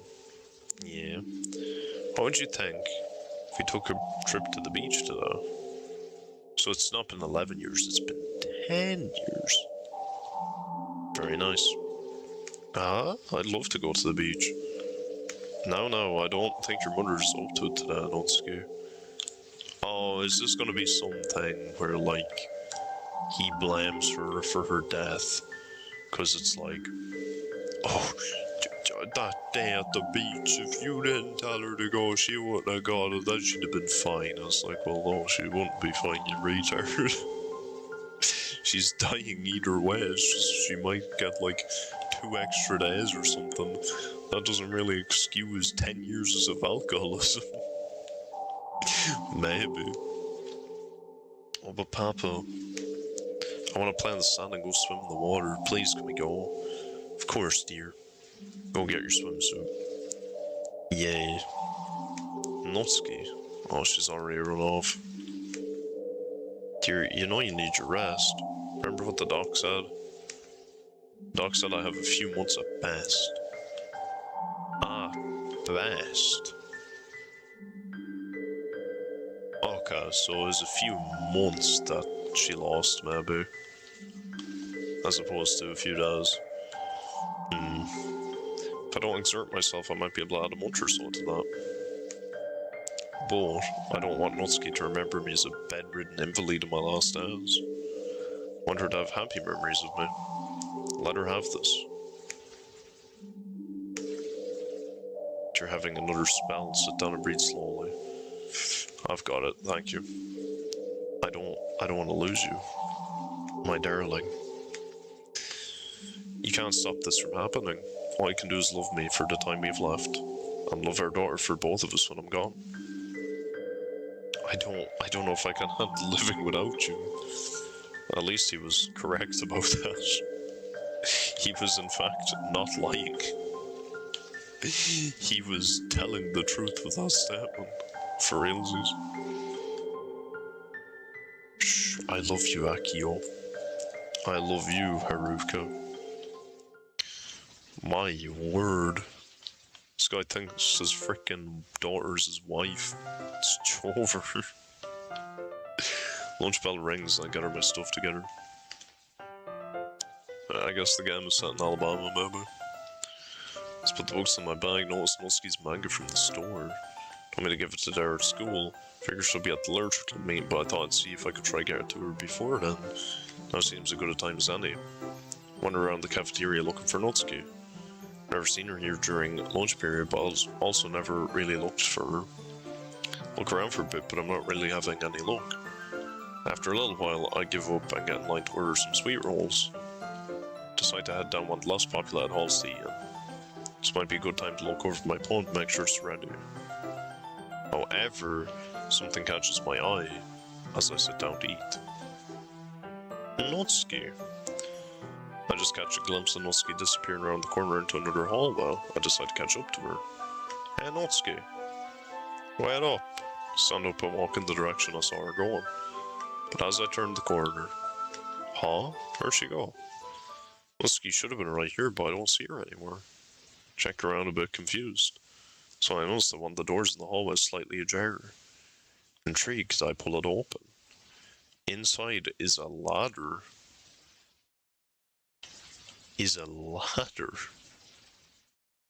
Okay. I've already come this far, so I figure I might as well climb it and see where it leads. After a short ascent, I find my way in front of a door. I realize that the door leads to the roof. Obviously, the roof access door should be locked, but security tends to be kind of lax around here. I open the door and step out onto the roof.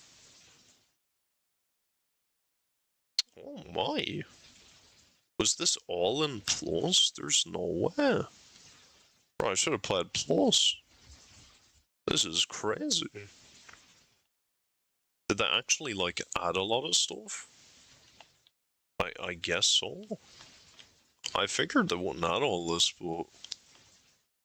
I thought Plus was just, like, the original, but, like, a DLC basically, that there'd be like a little after chapter or something, but they've actually added in like a ton of backgrounds and stuff, so maybe it's like actually like a good amount of stuff added in, as opposed to, you know, just, well, you know, like just calling it plus and not having anything. You know, P4G or maybe. Anyway, the roof was closed off to the students a little while ago. It used to be a sort of break area, but parts of it had fallen into disrepair. Speaking of P3, this does look like the P3 roof a little bit. The fact that there's benches up there is a bit interesting. It's interesting to see like fencing on a roof. It's like it's not really something you'd expect. Fencing on a roof. I guess if you're gonna have people on the roof, I suppose you would put fencing. I suppose. Sure enough, a portion of the fence on the area to the right of the door has fallen down. Of course. There's a good job Sayori never went up there.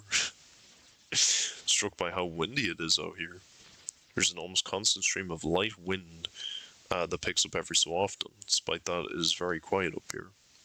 Also never realized just how high your school building is. You can see most of the town sprawling out below.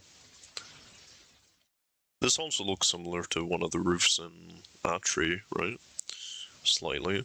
A little bit, kinda, ish. After taking a look and turning my head, I noticed that Natsuki's up here as well. She's facing away with her arms folded. Can't see her face, but I can tell from her body language that she's deep in thought. I almost wonder if I should just leave her be, but I'm curious as to why she's up here by herself. Besides, I still need to get her manga to her. I call out to her. Natsuki. She's visibly startled as she quickly turns around. Daddy? How did you find me here? So I disappeared on the corner and found the door. Oh. She folds her arms again and looks away, as if she's unsure of what to say. There's a moment of silence accumulated by a gust of wind that blows below. Figure I need to say something. I brought you your manga from last night. Oh, thank you. She still seems like she doesn't know what to say. She's almost acting nervous. So, do you come up here often? Husky shifts her way out slightly. Not all the time. Accidentally found the way up here when I was having a bad day once. Ever since then, I come up here whenever I need to be alone. I mean, literature club is awesome and all, but it's just hard sometimes. There's a lot going on at home, and people at school are jerks. Sometimes I just need some me time, you know? Yeah, I hear that. I reach into the bag and pull out the volume. Here's this. Oh, thanks. Husky takes the volume from me. She reaches into her pocket and pulls out a bookmark. I notice it's the Parfait Girls one I gave her yesterday. She sticks it into the front of the manga, then looks at me and smiles. I'll leave it there so I can use it when I start reading. I smile back at her. Glad to see you're getting some use out of that. Yeah, well, helps me find my place. Yeah, stand in silence for a moment. The wind picks up again and catches Natsuki's pigtails. Huge strands of her hair blown in front of her eyes. She's looking intently at me, never once breaking her gaze. Are we not going to get an illustration of this? It's like, if you're doing a visual novel, right? Like, and this might be a little greedy or a little, I don't know, what would be the word? I don't know, it might be a little greedy, but it's like, I feel like shouldn't you do, like, way more illustrations than just like 2 or 3? Because like originally DLC only has like, it really doesn't have many. Like Natsuki I believe has 2 or 3, and if there's only 3 for each, that's 12 in total. Plus the sprites, like that's not a ton. I feel like if you were doing a full, like if you're doing a game, you should have a bunch more and all. maybe it is a bit greedy, but like, you would think that you could have more than just one or two. Right? Like, 12 is not like a huge amount. Like, you could knock that out in like... You could knock it out in 2 weeks, like, pretty easy, you know? Especially for these guys that are like actually professional, like, I mean, they could do it. I don't know, man, it just seems like... I don't want to say lazy, but... it's a little bit. I'll just head on out so you can have time to yourself. Nekopara actually does it well, I think. I remember Nekopara having more than just kind of the sprite stuff, yeah? I think Nekopara used to do like full illustrations for just like a scene. Right? They'd kind of do like a scene where they'd be like, oh... They didn't do many either, but at least they kind of detailed them a little bit. They did like different background. Well, I don't know. At least these guys do different backgrounds, but still. Turn to leave, but I mean, I said I like to be alone up here, but no reason we can't be alone together. I'd chuckle at that statement, if you insist. I mean, I never turned down the opportunity to spend time with a cute girl like you. She seems to prickle at that statement. Don't. She gets mad for a moment, catches herself. She closes her eyes and lets out a breath. Please, don't call me cute. I don't like it. Oh, alright. I'm sorry. It's okay, I suppose I should actually tell people that more often. What about, like, hot, or adorable, or, I don't know, just anything? Can use something else, no? You would think we'd just use something else. She looks away and blushes slightly. Call me pretty. There you go. There you go. That's a good one. Pretty. There you go. Pretty simple. Oh, sure thing. Pretty if you like. She looks confused for a moment. We've autismed her. Oh my days. You can call me pretty if you like. That is, man, sometimes I don't know, man. Sometimes I simply do not know, that is all. Then the realization hits her, she bursts out laughing. Haha, you dork. Playfully shoves me as I laugh with her. It'd be a pretty cool alternate ending if, like, she shoved if she shoved him through the hole in the fence. That was why they mentioned it. They're like, oh, there's a hole in the fence. Get shoved, lol, you're dead. That'd be an interesting alternate ending. Sit down to eat lunch together on the rooftop. Natsuki does most of the talking. She gives her opinions on various blank series, mixed in with a little bit of school gossip. Mostly didn't expect to see her so talkative. It's much more easygoing when she's comfortable. Mostly wish she was like this more often. It's lunch period at near end. Head down the ladder to get back into the main part of the building. While we're walking, Natsuki starts quizzing me about the new manga she just bought. So how come humanity has such a hard time fighting these giants anyway? Because they're giants. Can't they just use planes and tanks and stuff? Well, humanity seems to have regressed as far as technology. They still have large cannons, but no more planes and tanks. So they use cannons to fight the giants. Yeah, but they're very effective. Instead, they use the special packs that have grappling cords in them. They can zip around and use swords to cut the weak spot in the back of the giant's necks. Why don't they just put razors or something on the cannonballs? Because the series is really a study about the best and worst of humanity. Things like that don't really matter. Sounds like an excuse to have a cool aerial fight sword fighting scene. Study about the best and worst of humanity. She laughs triumphantly. I'm just about to offer a retort, but I suddenly hear a familiar voice singing in the hallway. My sunshine, my only sunshine. Oh, Daddy Natsuki. As Sayori glances back and forth between Natsuki and myself, she looks confused but quickly puts on a happy face. So you two must have spent lunch together.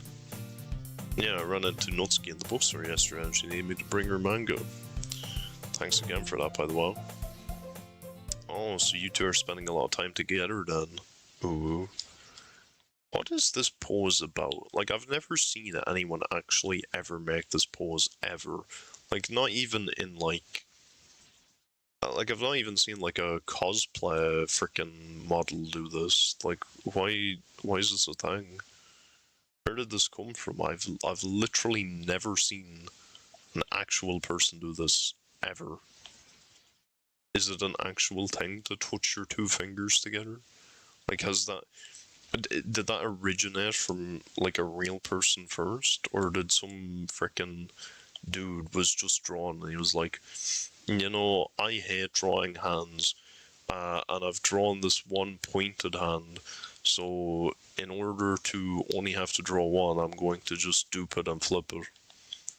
Is that what happened? I suspect it might be. He's just like, oh, I'll trace it and just flip it around. Like, maybe. That's great. For some reason, that doesn't sound too sincere. Glad you're making new friends. That's why I wanted you to join. Anyway, I need to get going, so you both after school. And then she hung herself. Sori skips off down the hall, and Natsuki and I head off to our respective classes. As I walk away, I can just make out Sori singing to herself down the hall. My sunshine, my only sunshine. There's a touch of sadness to her voice this time. Can't quite put my finger on why, but for some reason the way Sori was acting makes me uneasy. No idea why. As the day drags on, I finally find myself at the literature club, where it becomes part day I look forward to the most. I receive another breaking hug from Sayori. Something's off today. Sayori's sitting at a desk in the corner by herself, kind of moping. I've never seen her like this before. I'm trying to talk to her, but she insists nothing's wrong. I'm not so sure. I discussed the matter with Yuri. She talked about how I'm trying to share Sayori's burden with her. I suppose that's true. Now I'm looking Sayori's way again.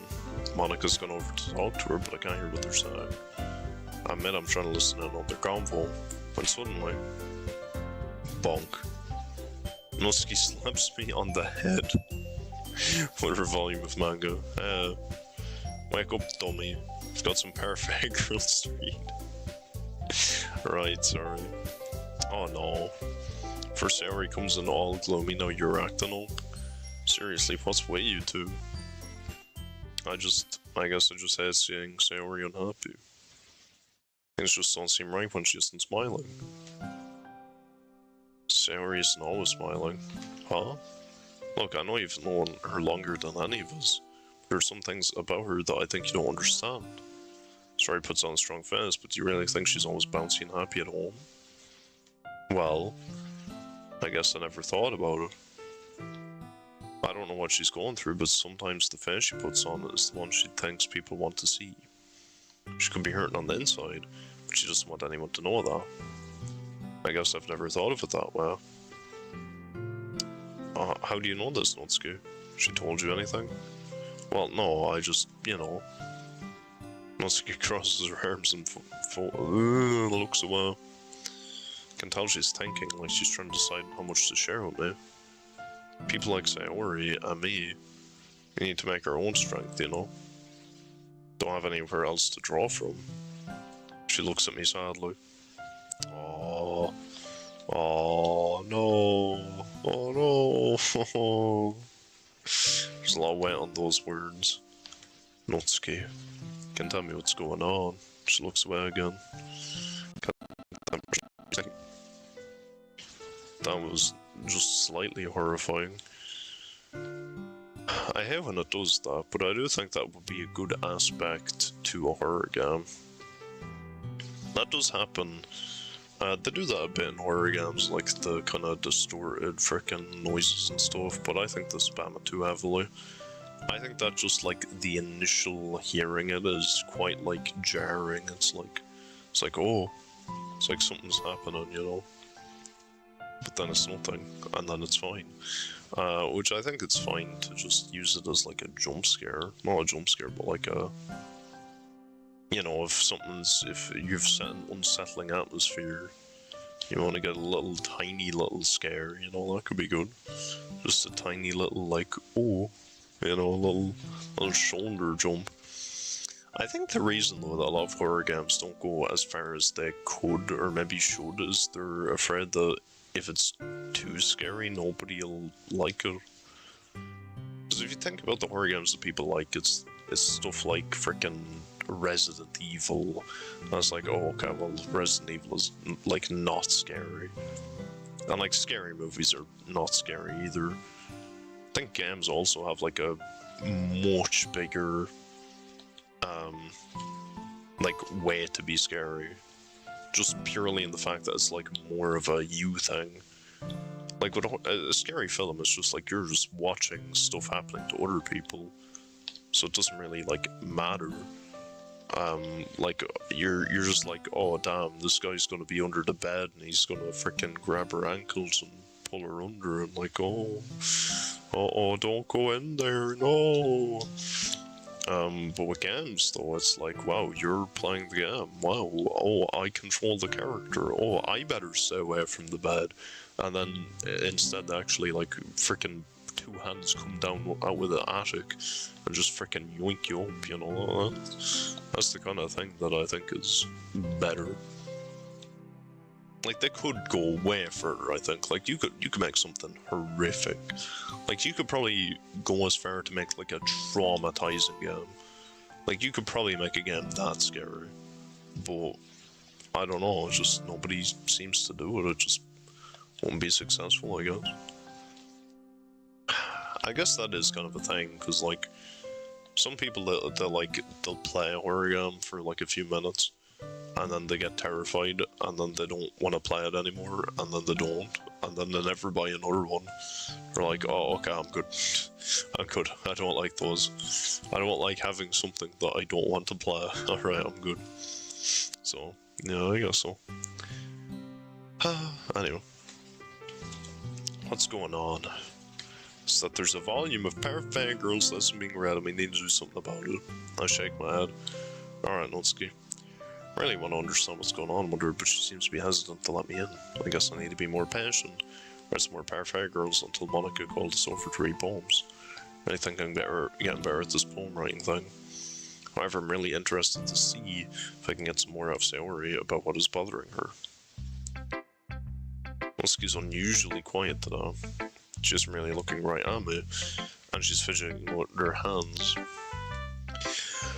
I'm not quite sure what to do. So, about these poems. Oh, right. Sorry, I was thinking about something. Here's mine. I was about to start reading, she quickly snatches it out of my hand. No, not that one. I wrote a different one for you. I mean, so you could study it, of course. Since you're learning and all. I mean, it's my best writing. Excuse me, it's just something I wrote out quickly. Not specifically for you or anything. You'd probably think it was stupid. So never mind, sorry I brought it up. Well, slow down, Natsuki. If you wrote it, I'm sure it's great. Let me take a look. She hesitates as she continues to clutch the paper. Alright, here it is. Just don't say it's terrible or anything, so there's a little much thought into it. Because you. This is a new one. W new. Okay, let's go. Tomorrow, you will be brighter with me around, but when today is dim, I can only look down. My looking is a little more forward because you look at me. When I want to say something, I say it with a shout, but my truest feelings can never come out. My words are a little less empty because you listen to me. When something is above me, I reach for the stairs, but when I feel small, I don't get very far. My standing is a little bit taller because you sit with me. I believe in myself with all my heart, but what I do when it's torn all apart, my faith is a little bit stronger because you trusted me. My pen always puts my feelings to the test. It's not a good writer, but my best is my best. My poems are a little bit dearer because you think of me. Because you. Aww. Oh no, W. Natsuki, this. Don't. Just don't. I don't want to know how you feel about it. I don't want to know if you hate it or think it's stupid. I don't think I could handle it if you did. I just put it out there and there it is. Let it be what it is. She's unusually nervous and apprehensive. I have a feeling she just let me see a deeper side of herself. If I didn't know any better. Thank you, Natsuki, for showing me this. I really appreciate it. She glances in my direction for a moment. You're welcome. Her words are tender and soft, a far cry from her usual brash demeanour. I swear if you tell anyone about that poem, I'll... Ah, there she is. Poem about the beach, have fun. True, yeah, beach. Beach, wow, beach, lots of beach. Wow, lots of beach. Wow, look at all that beach. Wow, what a lot of beach. Son of the beach. Look at all the beach. No poem from Sayori. Unlucky. See, Malva, I'm just tired. Planning the festival and all, second a lot out of me. Seems like a pretty big job. Yeah. Beach time. Wow, beach. Wow. Whoa. Boy, beach. Whoa. Huh? Wow. Beach. A lot of beach. Whoa. Beach. Whoa. Beach. Whoa, beach. After the poem reading, Monica gathers us all together. Everyone else seems to be pretty excited about something, but I'm totally in the dark. Monica tells us about plans for all of us to go over to her house over the weekend to discuss planning for the festival. Sounds like a good time. I won't complain about spending a day with 4 gorgeous girls, unfortunately. Actually, guys, I can't have you all over. And that means that it is time to go to our house with Natsuki.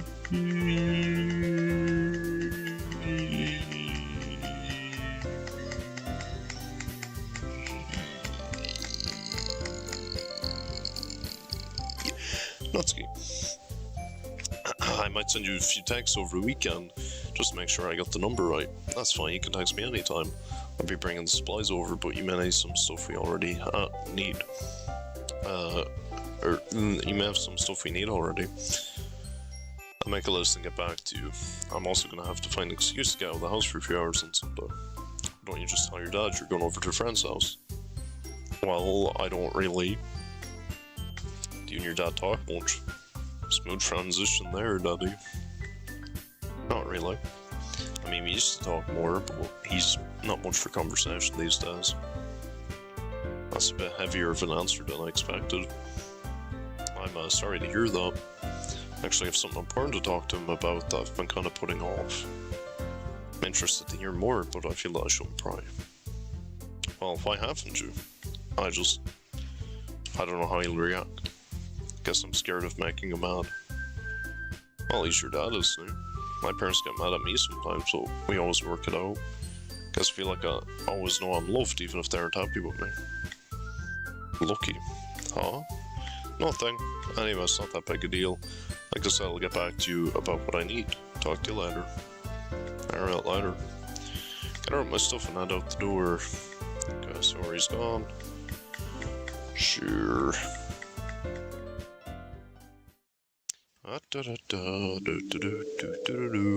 Papa, we need to talk. I don't bring this up very often, but it's about Mom. I know we don't talk about her, but I think we need to discuss this. I found this box of pictures of her now. Yes, the beach. We went to the beach. Yes, Papa, we went to the beach. All of us. How come Mom isn't in any of these pictures? Mom was there. I know she was in these pictures. You cut her out with them, didn't you? Why? It hurts. It hurts to remember. I know it hurts, Papa. It hurts me too. But we don't talk about her anymore. We've never talked about what happened. I need to remember her. I need to forget. That isn't fair. I want to remember. I've already lost her once. She's cut out completely. It's like she died all over again. Haruka. You say you need to forget, yet you keep calling me by your name. Haruka, please. Stop it. Stop calling me by your name. She's gone, Papa. Stop. She's gone, but I'm not. I can't lose you too. I need you to be a father to me. I need to talk about this. Stop. No, I won't stop. I need you. Please, I just...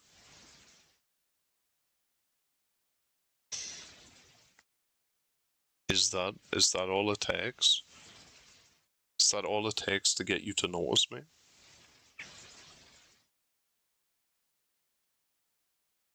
Well, I guess finding an excuse to leave the house wasn't as hard as I thought. All I have to do is walk out the door. Papa didn't even...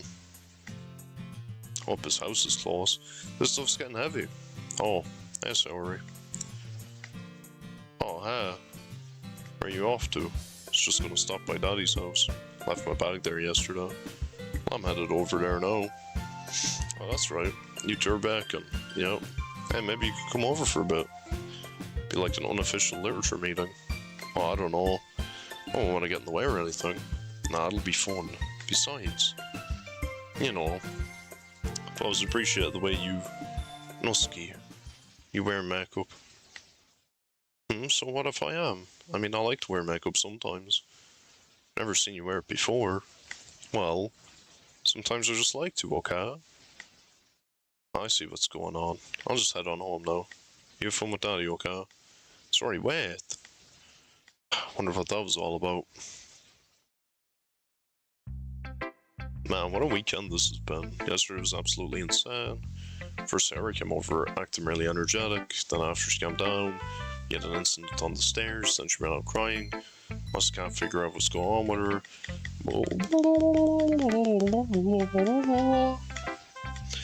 Natsuki's coming over so we can make cupcakes. While I'm a little bit worried about how this will go, holding on to a bit of hope that things won't get awkward. I'm waiting for her to arrive. I decide to take some of my anime stuff out the closet. Natsuki seems to get this pair of me, so I don't feel like I need to hide it. It's interesting. First, Natsuki and I were afraid to discuss stuff around each other. Now I feel like I could be myself around her, and I assume she feels the same. It's a nice feeling to have someone I can share this stuff with. As I'm arranging my mecha figures, I hear a knock on the front door. Head downstairs to answer it. Open the door and find Natsuki standing on the porch holding two large sacks full of cooking supplies. Carried these all the way from the store, your turn. She thrusts the bags into my arm. Oof. These are heavy. Natsuki stretches her arms above her head while giving me a big cat-like grin. Yeah, well, I guess they are kinda heavy. Very funny. Scurry to the kitchen while holding the bags. No way I'm dropping these in front of her. I just set them down on the counter right before I lose my grip on them. I exhale, then quickly turn around and strike a flexing pose right as Natsuki walks into the kitchen. She's less than impressed. My hero. Natsuki turns around to look over the kitchen. I take this quick opportunity to lean against the counter to catch my breath. It's a pretty nice kitchen. She starts to turn around. Quickly manages to stand up straight before she sees me slumped over. Yeah, I guess it's pretty nice. Natsuki opens the pantry and takes stock of what's there. Oh well, filled up. I might even be able to find some extra supplies to make the cupcakes with. I'm not in agreement. Did you eat before you came over? I was just about to grab something. It's about noon and I haven't had a chance to eat anything. I guess it's about that time. What do you have? Well, open the fridge. Let's see. Pull out 3 pizza boxes, a few slices of cheese, and about 3 pepperonis. I'll fight you for those, by the way.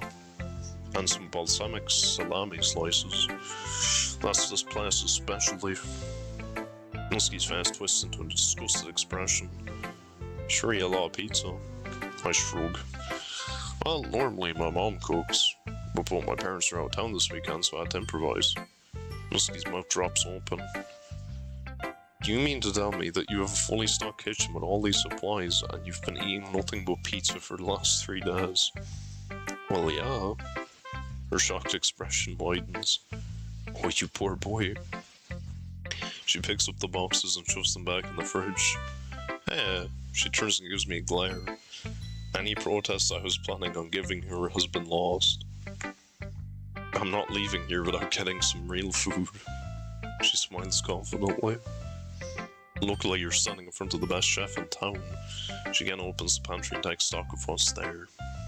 Let's see, lettuce, tomatoes, avocado, salt and pepper. I know I saw mayo and bacon in the fridge. She gathers the ingredients, she names off, then gathers a cutting board and a knife. Alright, give me 20 minutes. She pushes me out the kitchen. I sit on the couch and continue reading manga I just stared at. I can hear the sounds of the opening of the oven mixed in with Natsuki quickly cutting various things. After 20 minutes she exits the kitchen with a tray. At first glance it appears to be full of sushi. However, upon closer inspection the rolls are made of bacon. The inside part is filled with lettuce, tomatoes and avocado. BLT sushi rolls. Oh my, I didn't even know you could do that with sushi. Trust me, I can make something great with just about anything on hand. Go ahead, try one. Pick one of the rolls and pop it in my mouth. Wow, the flavor's incredible. I hungrily grabbed for a whole handful.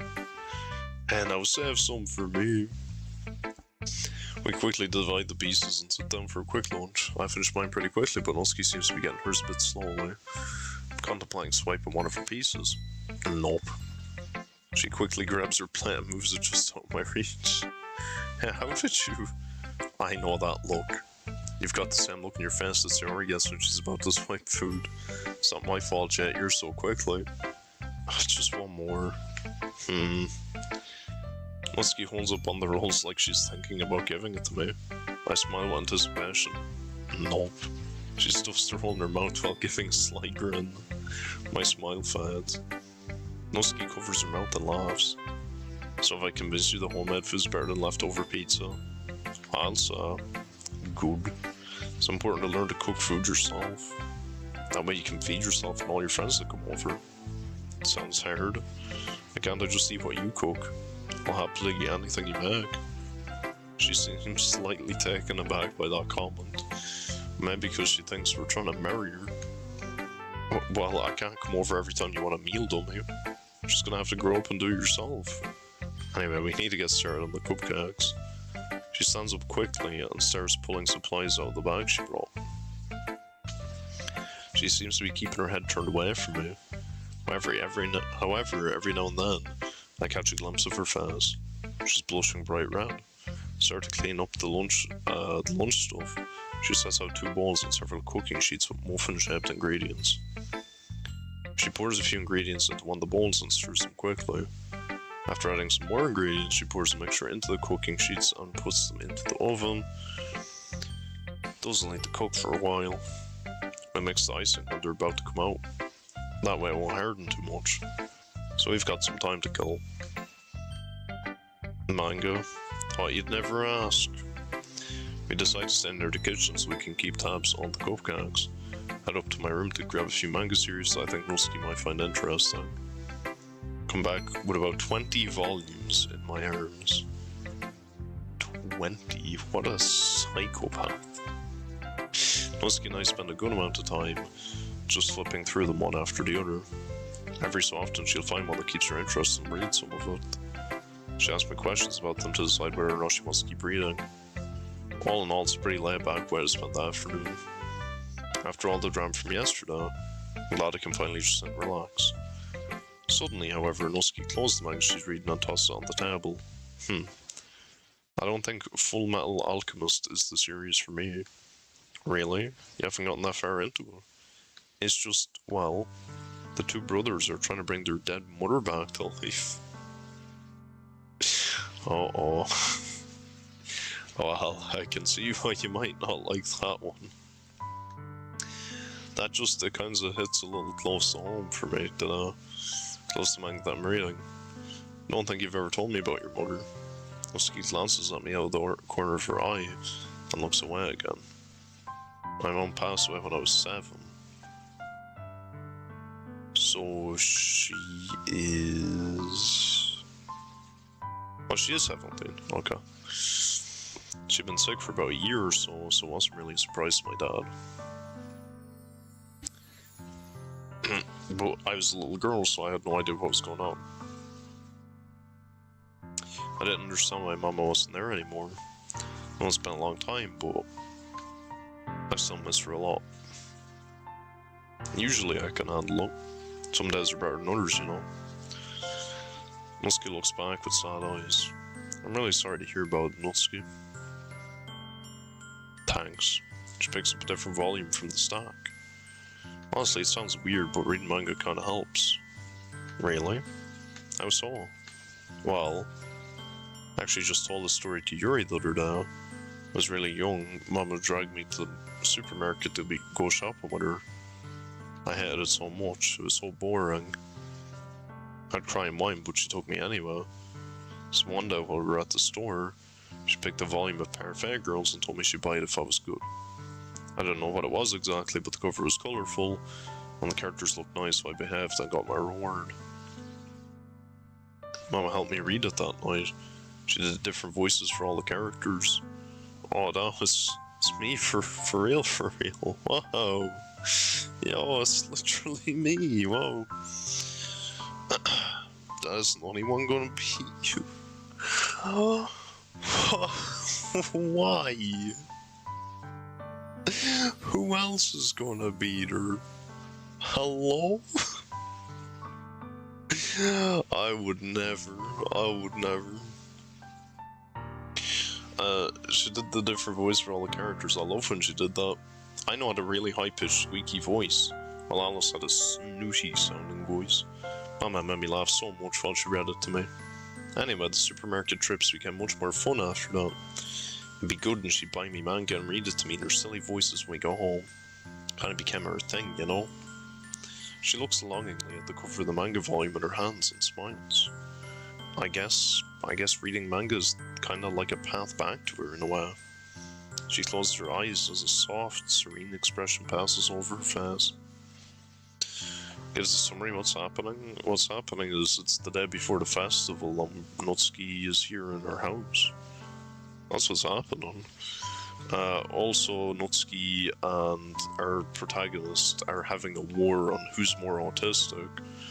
And I'm still not really sure who's winning, but I think it's Natsuki. And yeah, I mean, that's kinda it.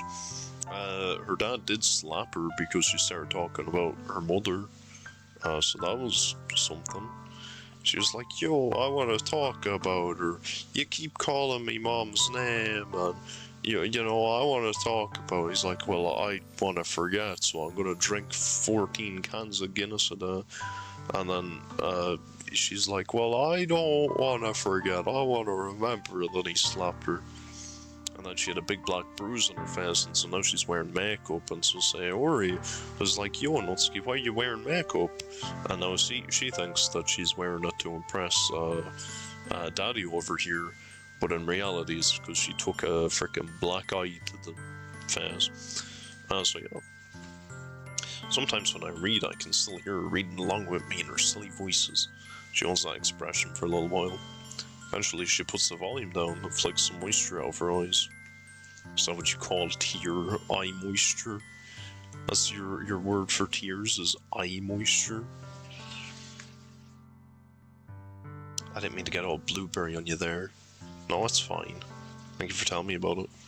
What's she venting about? How her mother's dead. And that reading the manga helps her because her mother used to read it with her. And so that's why she keeps reading it. So she's crying about it. Natsuki glances in my direction and smiles. It's a warm, caring smile that I haven't seen her give very often. A smile that says thanks without saying a word. Anyway, I can smell the cupcakes. I think we're about ready for the icing. I put down the volume I'm holding, and we head back into the kitchen. I take the bread part of the cupcakes out of the oven while Natsuki mixes some ingredients into the other bowl. Alright, I'll start getting the bread into the wrappers. I need you to keep stirring the icing so it doesn't harden too much. Keep stirring like Natsuki instructs while she preps the bread. My arm is starting to get tired when she finally takes the bowl from me. Alright, it's the right consistency. Get ready to see a master at work. Natsuki divides the icing into a few smaller bowls. She adds different dyes and flavorings to the bowls so that each one is different. And she applies a base of frosting to all the cupcakes. After that, she uses some baking tools to apply the icing to the cupcakes so they make different designs. Some of them have her now famous cat design, while others have different animals like rabbits and frogs. Still, other cupcakes have more abstract designs on them like stars and herbs. Finally, about 5 of them have some fairly complex designs on them. One looks like a moon peeking out from behind the clouds on a small night sky. Another is decorated to look like a small beach scene. Wow, those are really cool. I got this idea from Sayori and Monica. They suggested that the first couple of people to join the club can get special cupcakes as an incentive. I snapped a picture of the designs on my phone. What are you doing? Hey, these are works of art, and they're gonna get eaten out though. Figured I'd take pictures of them. Be a shame for art like this to just go away and be forgotten.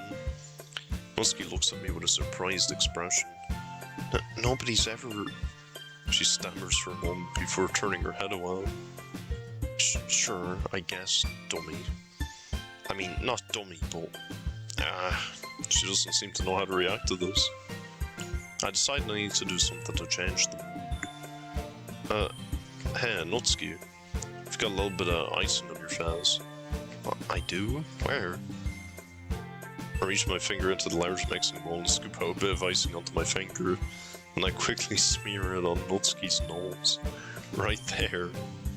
I start laughing as Natsuki shoots a perplexed look at the small lab. Suddenly she looks at me and her eyes narrow. She flicks the icing away and reaches into the bowl with her hand, scooping some icing onto her finger. Oh, it's on. She lunges at me with her finger outstretched, trying to finger me in the face with a bit of icing.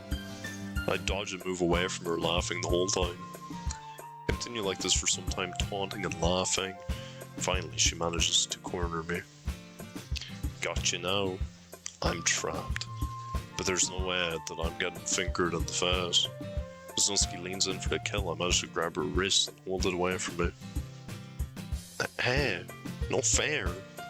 I don't remember there being any ground rules, Natsuki. She reaches over with her other hand like she's trying to free herself, but I managed to catch her other wrist.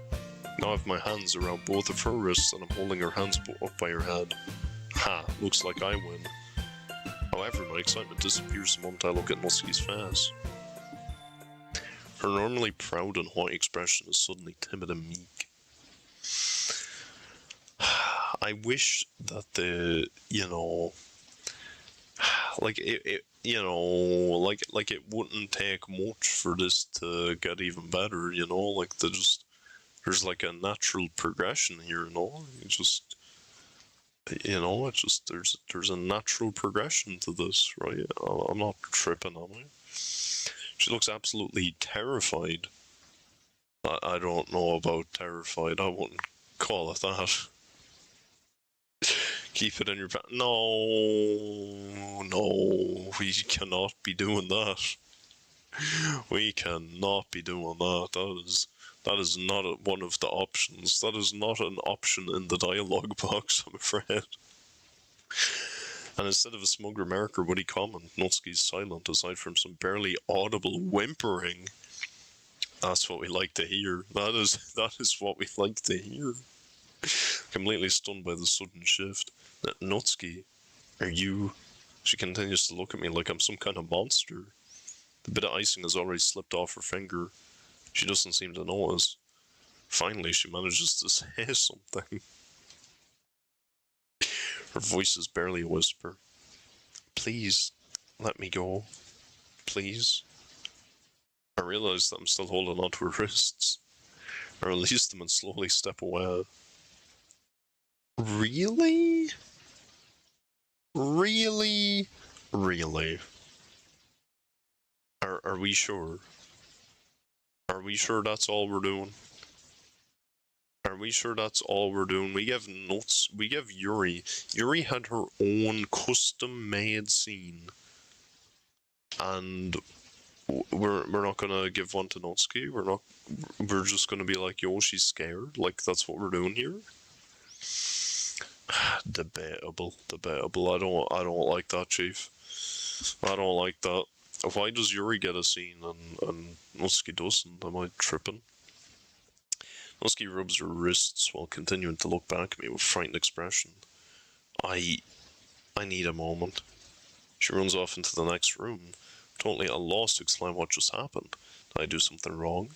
Decide to let her be. She probably needs her spaz. Start picking up some of the cooking supplies. I don't really know what else to do. Several minutes pass. I'm worried about her, but I don't know what I should do in this situation. Finally, Natsuki returns to the kitchen. She walks in right as I finish putting away the bowls and other supplies. Her eyes are a little red, but she seems more composed than she was before. There's an awkward feeling lingering between us. Natsuki, sorry about, no, it's fine. You didn't do anything wrong. It's just, I'm a mess. There's so much going on with me that I'm just not ready to share. I mean, I don't know.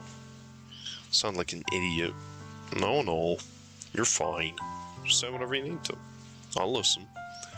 Again, Natsuki looks at me with a surprised expression. Why are you so nice to me? Why wouldn't I be? She holds her confused expression and looks down at the floor. 'Cause I don't deserve it. I know what everyone thinks of me. I'm tough and mean. I don't put up with anybody's crap. I know everyone thinks it's weird that a cute girl like me can be so tough. But if they knew everything about me... Natsuki, I know you and I didn't get off on the right foot. But I feel like I've really gotten to know you over the last few days. I don't know what's going on with you, but I do know that you don't need to say all those things about yourself. Natsuki looks up at me again. She's trying to hide her expression, but I get the impression she's trying not to cry.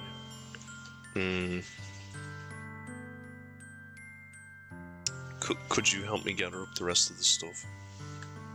Of course. She and I put away all the supplies we used. All of her things managed to fit into one bag now. We agreed that I should keep the cupcakes at my house tonight and bring them to school tomorrow. Finally, she takes her bag by the handle and we head out the front door. She's being uncharacteristically quiet as we walk outside. Just as we reach the gate in front of my house, she stops suddenly and puts down the bag. Natsuki, is everything... I don't get an opportunity to finish that question. Natsuki quickly turns around and grasps my shirt as she buries her head in my chest. She's shaking slightly. Everything seems to stop for just a moment as we stand in silence. Finally, she speaks. Her voice is a soft, timid whisper. Where is the illustration of this? Why can't you show me and not tell me? Where is this? Why do we not have an illustration of this happening? Am I trolling? Am I tripping? Is it a me diff? Is it a me problem? I know you probably don't feel the way I do. I don't think anybody could feel that way about me. But if you could just put your arms around me for a moment, then maybe, just for a little while, I could pretend that someone cared about me. I'm stunned. Instinctively, I put my arms around her and hold her close. She never once looks up at me. Your hugs, they're so warm. I wish I didn't. Natsuki, what's going on?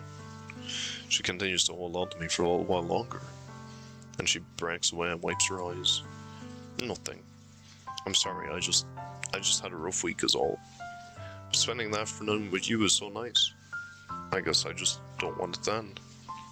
I have to admit, hearing that makes my heart skip a little.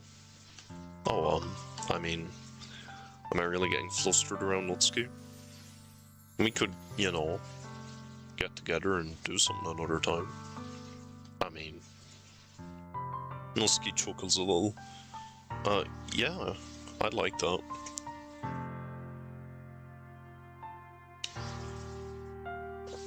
My face feels warm. I hope I'm not blushing. Right. We'll all be at the festival tomorrow, so that'll be fun. Yeah, all of us. It'll be fun. Anyway, I need to get going. I'll see you tomorrow. Picks up her bag and walks away. Start to head back inside when I hear her call out to me. Oh, Daddy. If Yuri shows up tomorrow, and if I happen to slip my arm into yours in front of her, just play along, okay? Really? Okay. Awesome. See ya. Okay. Feel like I missed a conversation in there somewhere. True. Not the quickest guy on the planet, but I have a feeling I'm in the middle of some kind of love polygon. So are Yuri and Natsuki. I've never had any luck with the opposite sex before, and now suddenly I feel like I'm in the middle of an impending collision. I'm really worried about what will happen at the festival tomorrow. Oh well. No way to go but forward. I just hope nobody gets hurt. 9 years ago.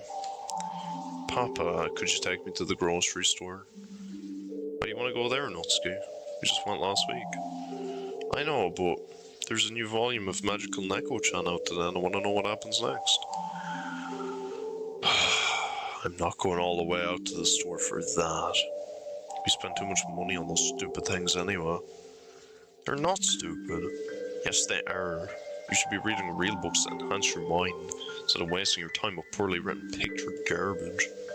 Forget about it. You're mean. What? Mom didn't think that we're stupid. She'd take me. How dare you? I want Mama back. She wasn't mean like you. Stop it. I miss Mama. I said stop it.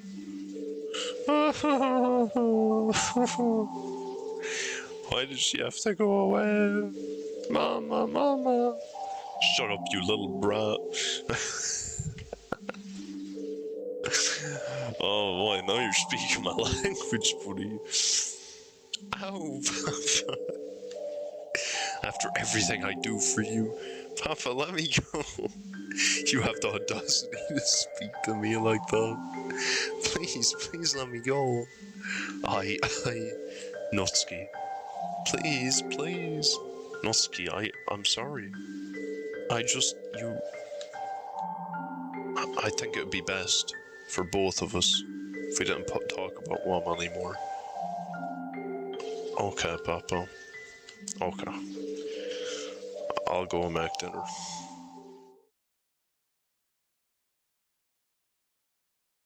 Alright, Monica, all the festival stuff's been taken now. Room should be ready for your class tomorrow. Good job, Natsuki. I'm heading over to the counselor's office to see if I can catch Daddy and Yuri.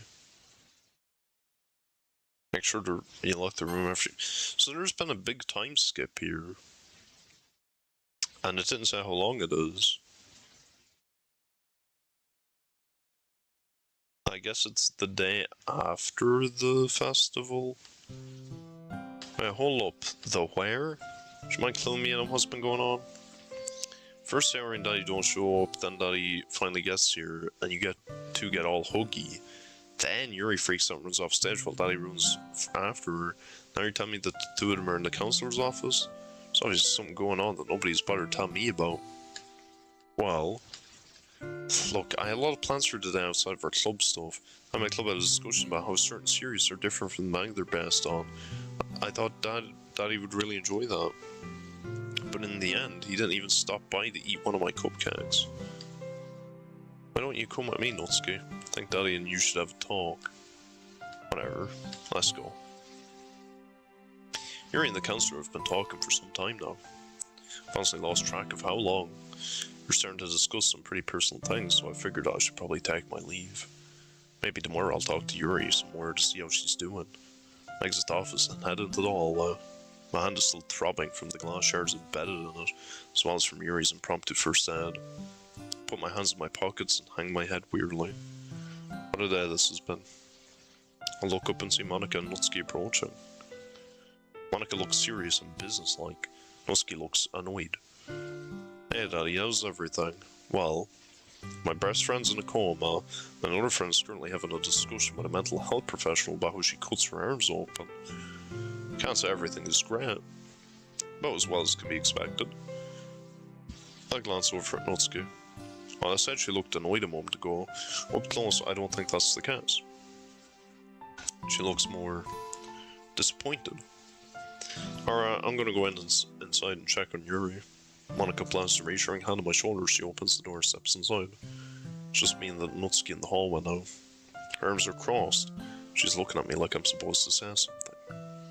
Finally, she breaks the silence. You two are pretty chummy. I don't really know how to respond to that. I've been pretty busy today with everyone. I mean, you spent like all day with Sayori, who couldn't even be bothered to show up, by the way. Then you run off after Yuri and spend the rest of the day comforting her, I suppose. Half expected you to come back holding her hand. Not that I can blame her, it'd be a perfect opportunity to. Natsuki, how can I be strong? Like you? My question seems to stun her. Huh? I don't know what you're going through, but you still come here every day and face whatever this place throws at you. All you ask in return is some time to yourself and a space in the literature club you can call your own. You've got this world shut your mouth attitude. You are the strongest person I know. I wish I were strong like you. Natsuki's stance softens. The defensive look passes from her face and genuine concern appears instead. When she speaks, her voice is soft and tender. Daddy? What happened to you today? I stand silently for a moment, unsure of where to begin with the parade of trials this day has thrown at me. In the end, I sheepishly remove my hands from my pocket. It's the hand that Yuri healed and wrapped in a piece of her torn skirt. The makeshift bandage hangs loosely. A few spots of blood are visible through the fabric. Natsuki gasps as she carefully takes my hand to inspect it. Daddy, you're bleeding. How? Are you okay? Do you need to sit down? Do you need anything? She seems almost sick with worry. I know I shouldn't, but I smile a little in spite of myself. Why, Natsuki, if I didn't know any better, I'd almost say you cared about me.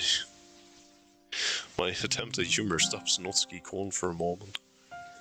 Her face quickly changes from shock to angry, and thoughtful, and finally bashful.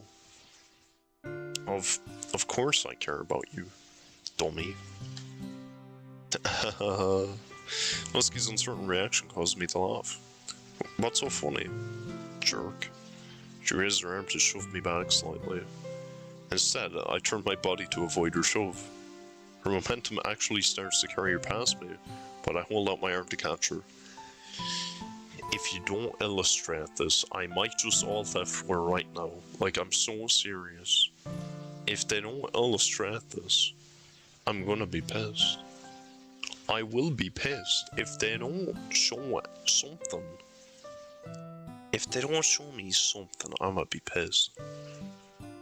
I have my arm around her waist and I'm holding her in a loose hug. If you don't show this, I'm gonna Sayori myself. Thank you, Natsuki. Her response is slow and confused.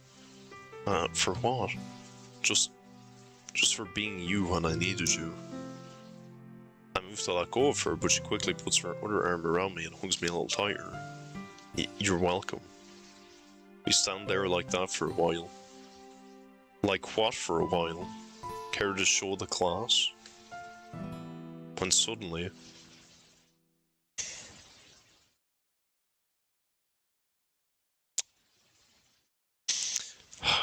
Thanks. Alright, great last stream. Oh boy. Yeah. I'm gonna have to do it myself. Hope I have a glass butterfly nearby. Yeah, I don't think I have anything glass in here, unfortunately. Oh, there's a mirror. I'll have to smash the mirror and frickin' Sayori myself. Or Yuri myself. Say Yuri myself. Well, isn't that sweet? You? His voice startles me, breaking my hug with Natsuki's a little. It's that guy from the poetry reading. Hey, you shrimp, what's buzzing? Looks like you got yourself a naked buddy there. Natsuki glances in my direction and quickly breaks off her hug the rest of the way. Her face is bright red. I'm not certain if from anger or embarrassment. Don't you have a bridge to crawl back under? As sharp as ever. You know, I would have been real offended by that remark and your little quip in your club room earlier, but seeing you with your little lover boy there puts me in good spirits. So I think I'm just gonna let everything today slide. Natsuki looks confused. Admittedly, I'm a bit confused myself. I don't trust the tone of his voice. In fact, I'm in such good spirits that I think I'm gonna go out and get me a dessert. You know, like a parfait or something. Natsuki stands up a bit at that remark. I don't know what he meant by that. But his tone was unmistakably sinister. See you around, shrimp. He found the parfait girls. It's over. Uh-oh. That guy. What's his deal anyway? I think he just dropped on his head when he was a kid. Repeatedly. W Natsuki. Anyway, forget about that guy. It's getting late. We should head on out. Alright. Would you like me to walk you home? Oh, Natsuki seems to ponder that question a bit more than I expected her to. Perhaps. Part of the way would be fine. Alright then. Guess she's still nervous about her dad seeing her with a guy. That's fine. I'd really like someone to walk home with, even if it's just part of the way. Natsuki out here putting the W in waifu. Holy. I should get Natsuki talking about the festival, and she seems to have forgotten to ask about what had happened to me. I'm fine with that. Listening to her go on about all the happenings today helps put me at ease. It's almost like Natsuki chases all my bad feelings away. I wonder had the events of today gone differently. As for the captain of the kendo club was totally hidden on Monica. Then his girlfriend stormed in and started yelling at him. He's all, I'm only checking this club out because of my love of literature. Then she's like, you've never read a book in your life. And she dragged him out by his ear. Oh, I wish I'd gotten a video. Sounds like you had a lot of fun today. Yeah, well, it would have been more fun if someone had been there instead of hanging around with saying, where are you all there? Seriously, I'm kind of pissed she ditched us on the day we needed her the most. Then she came up with some lame excuse so she could sleep in and be lazy. I swear, I know you two are friends and all, but she can be so flighty. What story did she tell you to get you to stay with her? Natsuki. She didn't tell me a story or give an excuse. We turned the final corner that leads to the front of the school. Hey, you sound really serious. Something happened to Sayori, didn't it? When chapter 4 give Monica a chapter? I don't think that's gonna happen. I don't think it's gonna happen, surprisingly. Yeah. Is she okay? Well, before I can explain what happened, I'm cut off by the sounds of a crowd that was gathered at the front door of the school. Huh? That's odd. Festival's over. Everybody should have left by now. Move through the crowd of people to see what the commotion is. Hey, move it. Let me through. Someone tell me what's going on. Oh, shock and horror. Look at the shock and horror of it all. You see the shock and horror? Natsuki's face freezes with horror when she realizes what the group of people is gathered around. Just in front of the school doors are two large boxes full of manga. It takes me only a moment to realize that these are Natsuki's boxes from the clubroom closet. As if there's any doubt, her name is written on the side of them in her handwriting. Scrawled under her name on each box are the words, free manga in someone else's handwriting. The group of people gathered around the boxes are passing around her volumes of manga and inspecting them. Look at this stuff. It's not even good. I know, right? It's a bunch of kid fluff and trash like that. Parfait girls. My kid sister reads that. Who's this Natsuki anyway? She's that short girl in the literature club. The one with the pink bows in her hair? Look at this retard. Look and laugh at this retard. Instead, you know, they're such a great way to describe her, the short girl with the pink hair. No, this spastic says pink bows. Chat, what color are these bows? These are not pink. These are red. These are red. Bro, the frickin' what subjects did they teach in this school? This is a frickin' special ed school. Frickin' pink? Pink? Am I blind? Pink? Oh, come on. Alright, whatever. Figure she'd like little kids stuff like this. Hey, maybe if I read this, I'll learn how to cook. You want some desserts? Ha ha ha ha ha. Muskie's taking a few timid steps back. I forgot to lock the club room. She looks like she could start hyperventilating. I think it'd be best if she went somewhere else. Perhaps we can regroup and decide what to do. Natsuki, let's go. Why don't you go around the corner? I'll see what I can do here. Natsuki suddenly grips my hand tightly. She's breathing heavily. Her eyes are transfixed on the scene before her. Don't leave me. Don't leave me alone. I need to get her away from here. Try to lead Natsuki back the way we can, and suddenly, put them back. Yo, chapter 4, look at Monica! Oh my days, it's Monica! Wow, huge! W. Monica's voice booms through the front hallway, silencing any and all chatter. She's standing across from us at the entrance to the opposite hallway that connected to the main entrance area. She's all business with a fierce look on her face. For a moment, the entranceway is completely silent. Monica? These were just here and... Did I stutter? I said to put them back. Don't make me repeat myself. Yes, ma'am. The crowd quickly complies. All the manga that has been taken are passed back to the boxes. Students at the center of the crowd seem especially worried about angering Monica further. All of them. In order. And don't you dare crease the pages. Finally, all the volumes are returned and in the correct order. Monica inspects the boxes and is giving a stern lecture to the gathered crowd about respect for her peers. Every single student seems terrified. I've been spending so much time with Monica in Literature Club lately, I've forgotten how intimidating she can be. After their verbal berating, followed by a round of apologies, the gathered students quickly disperse until only Natsuki, Monica, and myself remain. Wow. No wonder Monica's in charge, eh, Natsuki? Natsuki?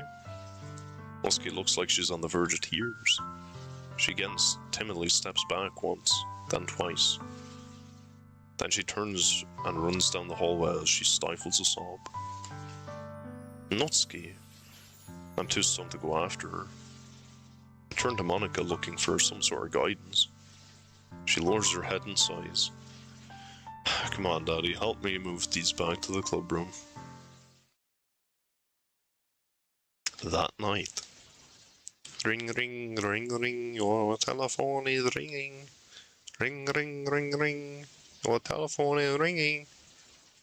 Hello? Daddy? It's Monica. Yeah, I know. What time is it? After midnight. I'm really sorry to call you this late, but I'm worried about Natsuki. Called her house to make sure she was okay after what happened today, but I couldn't get an answer for a long time. Finally, her father answered. I didn't get much out of him, but I learned that Natsuki never came home after school. Daddy, I'm really worried about her. Do you have any idea where she could be? Yeah, I have an idea. I'm heading to the school. If you don't hear from me within the hour, call the police. If you don't hear from me within the hour, call the police. Oh my word. Why the police? Why is that the next step is the police? Okay, sure. Alright. Please be careful. I will.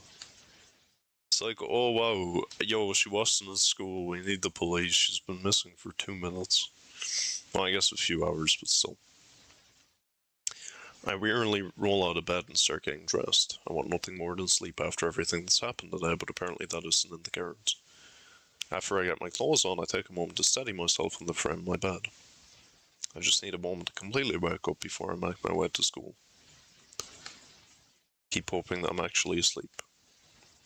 Perhaps if I try hard enough, I can jolt myself awake. Everything that happened today will have turned out to be some kind of dream. Thinks the bullies are holding her hostage or some shit. Yeah, I mean, maybe. Maybe. You forget they put the frickin' boxed her up in the manga box like it was Fortnite, and then just carried her away. Nothing. I figured it was too good to be true. I'm still trying to process it all. This means that Sayori's still in her hospital bed between life and death, and I'm powerless to do anything about it. And now Natsuki's missing. Come to my senses a little more. I'm pretty sure I know where she is. Even though my parents are still pretty worn out from their trip this last weekend, I'm sure I'd wake them up if I went down the stairs. So I open up my bedroom window and sneak out the side of my house. Oh, okay, maybe his room is like on the ground floor. But isn't it confirmed that his room is upstairs? Am I wrong? Is it not confirmed that his room is literally upstairs? Because he was up in his room getting this. It is upstairs, isn't it? He's. Huh? Okay, whatever. I begin my walk through my neighborhood toward the school. Even though I walk this way every day, the night sky makes everything just look a little more sinister. I know this is a pretty safe neighborhood, but I keep imagining danger behind every shadow. Bro, it's midnight, like, relax. It's not like, dude, relax. Dude, come on, though. I must be crazy. As I walk, the thought occurs to me that this is the third time in 24 hours that I've taken this path. And Sayori hasn't been with me for a single trip today. The thought makes my heart sink. Just bear sleep in the doorway. Yeah, they might, dude. They might. You never know. They could. Maybe they just didn't go into the house. Maybe they're just outside on the porch, you know? Sayori, she's so full of life, the thought of her lying motionless in the hospital bed almost seems obscene. I fight to push Sayori out my mind. Can't do anything for her now, but maybe, just maybe, I can do something for Natsuki. Oh yeah, we just don't care about Yuri, by the way. It's like, you know, realistically, I don't care about Yuri. I know she was slicing herself up and everything, but I mean, that's not so bad. Because, you know, Sayori tried to kill herself, so that's worse, so I don't care about Yuri. It's like, oh, come on, now. Can we not care about both? Finally arrived at the school. Stand in front of the closed gate, mentally preparing myself for what I'm about to do. What? What is he about to do? Is he gonna just blow the school up? I started to climb the fence using some nearby trash cans to boost myself up. I'm not exactly the most in-shape individual, and the process takes more out of me than I care to admit. However, I am successful in climbing over the fence. Take just a moment to catch my breath. I must have seen this done in 100 anime episodes, but it's a lot harder to do in real life. After my heart stops racing, I try the front door. It's locked. To nobody's surprise, I'm sure. I start to feel around the windows to the various classrooms on the outside part of the school. Eventually, my patience is rewarded as I find one window that hasn't been locked. I open it up and climb inside. The inside of the school at night is even darker than my neighborhood. The deep shadows and concealed corners make the whole building feel foreboding. I half expect something to jump out at me from some dark corner somewhere. Still, I soldier on. I make my way to the door I saw Natsuki enter at lunchtime the other day. Inside is the ladder to the roof. I take a deep breath and climb. Soon I will know if my hunch was correct or not. Natsuki told me the roof was the one place, other than the literature club room, that she felt comfortable, so I decide that's as good a place as any to look for her. You could check the club room first. You know, I'm sure it's closer than the roof. This does make more sense, to be fair. As I emerge from the top of the ladder onto the roof, I see my hunch was correct. There's Natsuki, still in her school uniform, standing on the ledge. On the ledge? On the ledge. Not the ledge where the fence is broken. Surely not that fence. Oh no! She's in front of one of the broken down sections of the fence. Oh, Chad, I hate being right. I hate it when I'm right. There's nothing between her and a several-story drop but open air. Natsuki. I call out to her before I stop to think. She turns her head around to look at me. Her expression is sad and wistful. Go away, Daddy. Natsuki, please, I just want to talk. She looks at me for a moment, then turns her head away to look out over the horizon. Goodbye, oh, no. You can't do this to me. You can't do this to me. You can't.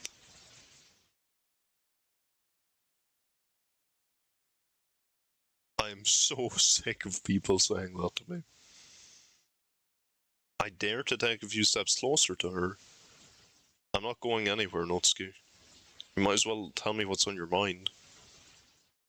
Natsuki glances at me out the corner of her eye for a moment, looking almost annoyed. Then she turns her gaze down to the pavement below. From the top of the school, it's at least 30 feet down. What do you think they'd say tomorrow? If I jumped? Natsuki, please. If I jumped from here, I'd land right in front of the main door. Everyone would see me tomorrow. I'd probably be all mangled and broken. My neck would probably be bent at an angle, don't you think? I bet they wouldn't call me cute then. Natsuki, you're scaring me. Or maybe they would. Maybe that's what the headline tomorrow would be. Cute girl jumps off school. I'd be cute girl forever. Natsuki, please, you don't need to do this. This was my one safe place. The one place I was free to be me. Now it's gone. Gone. There's a fire escape, there's a gate. Well, there's not really. On the roof of a school? There's not a fire escape on the roof of a school. Or a gate, like what? What missed? You missed all of Natsuki's story, but she's now standing on the ledge of the school, about to jump. And she's definitely not going to do it, right? They wouldn't do that to me, would they? There's no shelter for me now. No place for me to hide.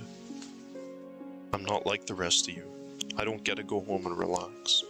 I don't get to laze around in front of the TV to watch anime. I don't get to sleep until I damn well please. I don't have parents that encourage me, or arms to hold me. I have to make all those things on my own. It's not fair. What happened to you? Again, Natsuki turns to look at me. She seems confused, like she doesn't understand why I would care. It's your father, isn't it? You seem afraid of him. Natsuki, is he abusing you? She looks at me with a blank expression on her face. I suspect she's pondering the question. Abuse? You mean like, is he beating me every day? He's hurt me twice. He hit me just the other day. That was the second time. The first time was... But you're asking if this is a regular thing. No. Though sometimes I almost wish it were. Then I could hate him. Could be angry at him. But now, there's just... nothing. Natsuki crosses her arms as a slight breeze blows past us. I'm gonna let her kill herself? I don't want to. I don't want to. But they did also foreshadow that there was strong breezes up here, and I'm just half suspecting that she's gonna be standing on the ledge and a gust of wind is gonna blow her off. The wind blows her hair back as she closes her eyes. You can tell she's mentally reliving some past events. Papa, he was a good man once. He was warm and kind. Everything a little girl could ask for in a dad. But when Mama died, it's almost like a piece of him died with her. He loved her so much, he couldn't bear to be without her. I don't think he knew how to handle life without her. So he just retreated. I tried to talk to him about Mom, but he wouldn't have any of it. One day I got upset and I yelled at him. He screamed at me and grabbed me by my arms. Husky rubs her forearms.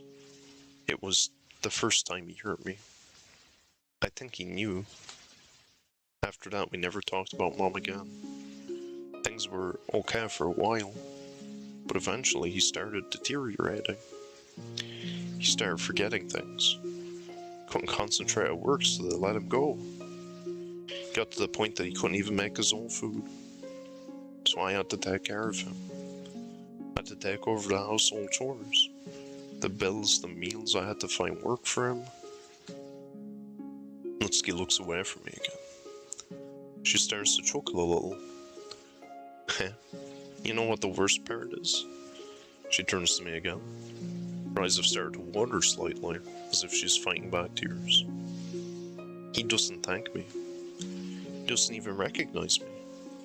He started calling me by my mom's name. Everyone always said I looked like my mom. Her lips curl upward in a twisted smile. Lucky me, eh? No, Natsuki. She wipes her eyes and continues with a half-hearted laugh. I never expected that I'd be replacing my mom someday. Isn't that something? I was 7 years old, Daddy. I was 7 years old! I was scared and lonely and I needed him. I needed him to hold me and tell me it'd be alright. But he didn't. I needed him and he wasn't there. And he hasn't been there since. Can't remember the last time he held me. Can't remember the last time he said he loved me. His eyes. My father's eyes. I don't remember what they look like. It's been so long since he's even looked at me. It's like I don't matter at all. I can tell by her breathing that she's trying not to cry. Still absorbing everything she's just told me. I'm sorry, Natsuki. I'm sorry life has been so cruel to you. But this isn't how you should handle it. Please, come down here. Natsuki snaps her head back to face me. Don't tell me how I should react. I'm taken back by her sudden outburst. She seems to know us and tempers her emotion just a little. What do you know? How could you possibly understand what I'm feeling? What do you know about heartache and loss? I've been trying to keep my head throughout this ordeal, but that statement's just a little more than I can take right now. Is this spastic retard about to scream at her? I'm going to strangle this dickhead. He's not real and I'm going to physically strangle him. Told you it involved her father? It's gonna involve my fist up this guy's frickin' ass if he frickin' screams here. What do I know about loss? I guess I can't tell you about loss just yet, because I don't know if I've lost someone at the moment. Natsuki's angry look changes to confusion. Huh? Where do you think I was today during the festival? Playing hooky with Sayori. Sayori hanged herself today.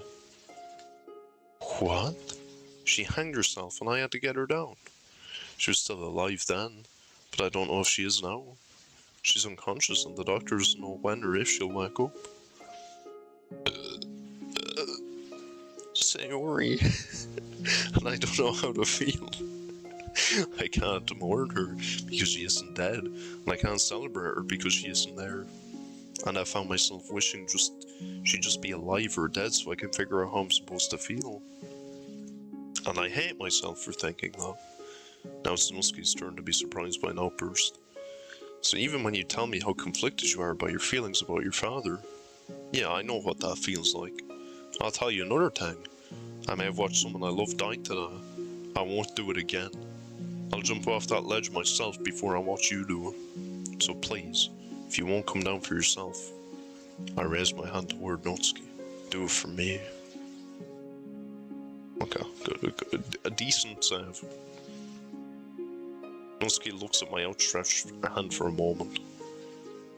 Her face is a mass of emotions that I can't read. Finally, she slowly reaches out toward my hand. She takes it in hers and carefully steps down off the ledge. Let's go! Huge! Let's go! We're still alive.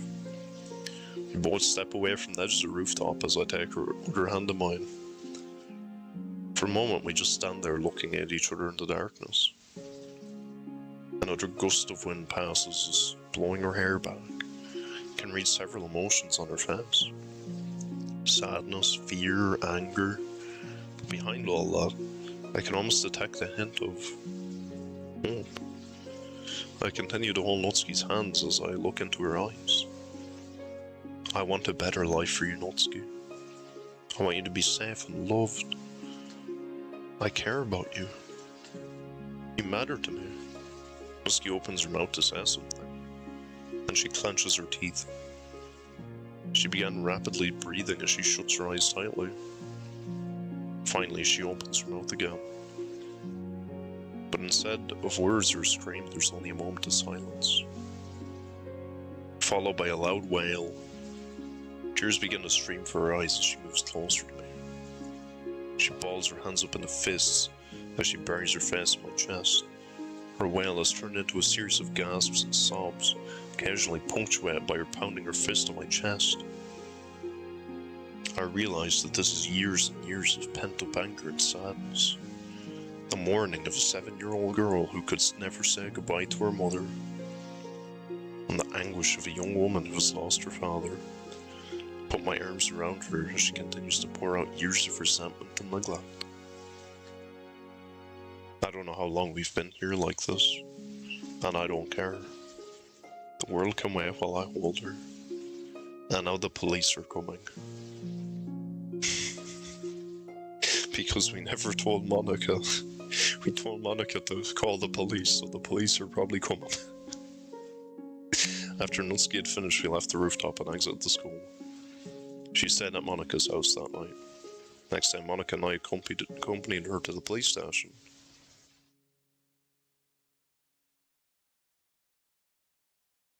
There she requested to be taken into protective custody and filed for a separation order from her father. The police officer took her away from Monica and I. We waited for a little while until we were sure where she was being taken care of, then we left for school.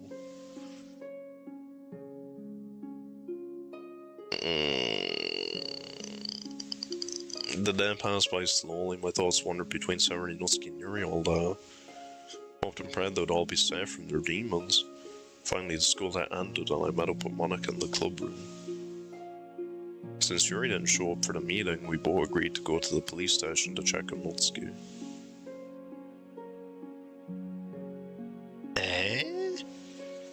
Is this official? Did this happen in Plus? Hello? The heck? We checked in and sat on a bench as we waited for an officer to come talk to us. Until... no. But the background is in the style. Okay. Well, it's good to know that the guy who did the backgrounds for the mod was a lot better than the guy who did the character for the mod. Or the hands, at least. You two are Natsuki's friend, correct? Yes, sir, we'd like to know if she's okay. She's been taken into protective custody. I can't disclose her location, but I can assure you she's being taken care of. I sent an officer to her home earlier today to assess the situation. Based on what I've been told, Natsuki will most likely be moved from her home to live with a relative. I see. Sir, can you tell us how her father reacted? I probably shouldn't disclose this, but The officer I dispatched did converse with her father. Apparently her father was confused and barely responsive. Didn't appear to understand what was happening. Also kept asking for someone named Haruka. Someone in that condition isn't a fit guardian for a minor. We'll study the situation more, but he may need to be provided with special care and moved to an assisted living facility. That's all I can tell you. Thank you, officer. Is there a chance we could see Natsuki soon? I'm afraid I can't answer that soon, but I'm sure if she's able, she'll find you before she leaves. Alright. Policeman exits the room, leaving Monika and I by ourselves. Once again, I'm physically and emotionally drained. I want to sit down for a moment. But before I can, Monika suddenly leans her head on my shoulder. I glance over to see that she's covering her eyes with her hand. What little I can see of her face tells me she's fighting tears. I put my arm around her. For now, all we can do is stand together thinking of our friends, as we offer each other a small amount of comfort. The hands yesterday were something yeah. Yeah, you know, everyone always says that hands are the hardest part, and you know, sometimes I'm like, no, it's just me that's bad at them. You know, yesterday made me feel a little bit better. Just a little bit. A week has passed since the fateful day of the festival. It's no surprise considering the disaster that day brought, but nobody new joined the club. I have a feeling we may have become social pariahs. Yuri informed Monika that she will be taking short leave to focus on her counselling sessions. I want to talk to her about what happened that day, but I figure Yuri needs to focus on herself for a while. I visit Sayori every chance I get. She's still stable, but unresponsive. Every time I visit, I hope to see her smiling face again, but so far hope's all I have. Neither Monika nor I have heard from Natsuki since we left the police station that day. We received no news about her or her father. Our club meetings have become a quiet affair, with only Monika and I there. I can tell this is all weighing heavily on her. Her beloved club has all but fallen apart. She puts on a brave face for me, though. The one upside to all this is that Monika and I have been able to spend a lot of time together. She's actively encouraging me to read some Western literature. I'm not entirely enthusiastic, but it seems to lift her spirits. I'm supposed to discuss the latest chapter of Huckleberry Finn with her at the club meeting today. Huckleberry Finn.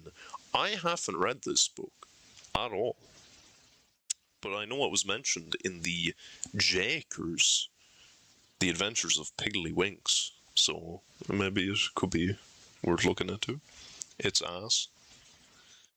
Oh, okay then. Okay.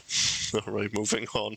It isn't my favourite book ever, because it's ass, but Monika seems to love it and her enthusiasm is somewhat infectious. Plus, I love seeing her smile. Final bell of the day rings and I make my way to the club room. As I enter, I'm surprised to see that Monika isn't alone. Yes! Let's go! Huge. It's like proper ass, you know what else is proper ass? That Natsuki ass is proper ass. Natsuki's here as well. I almost call her out her name, but I quickly noticed that she and Monika seem to be having an important conversation. So be sure to give that letter to Yuri, okay? I will. Natsuki, no matter what happens, just remember that you're always welcome here. Thanks, Monika. Two of them share a hug. Afterward, Natsuki wipes her eyes and walks toward the door where I am. She doesn't notice me until she's almost ready to walk out the door. Oh, Daddy. I didn't, She seems embarrassed. Hey, Natsuki. I'm glad to see you. She's still a bit flustered from a moment ago. There's an awkward moment of silence between the two of us. I have so many questions to ask her, but I don't know how much I should pry.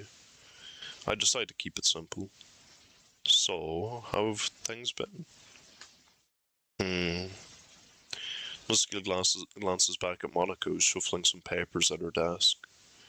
Oh, she got a letter for everybody. That's what's happening. Okay. Would you mind, walking with me for a moment? Oh, sure. Natsuki and I head out into the hallway. She has her arms folded and seems a little agitated. So you've potential dead girl, recovering girl, hiding girl, and hidden feelings girl. Well, I'd say it's probably more like. Well, I mean, that's fairly accurate. I won't argue. I suppose you're wondering about what's happening with me. I nod. Well, everything seems to have happened so fast. I guess I should start with Papa. A doctor came and spoke with me a few days ago. He said the amount of stress in Papa's body has really affected his health. He's the body of someone 15 years older than he is. And he's... Natsuki puts her hand over her mouth as she starts to get choked up. Take a step forward toward her to reassure her, but she holds her hands up toward me. Seems that she needs to say this out loud to make it real. Papa has an early form of dementia. His memory is almost completely gone. The doctor said the only clear memory he still has is of the person he loved the most. Again, Natsuki puts her hand to her mouth. She's breathing hard, fighting back the wave of emotion that's washing over her.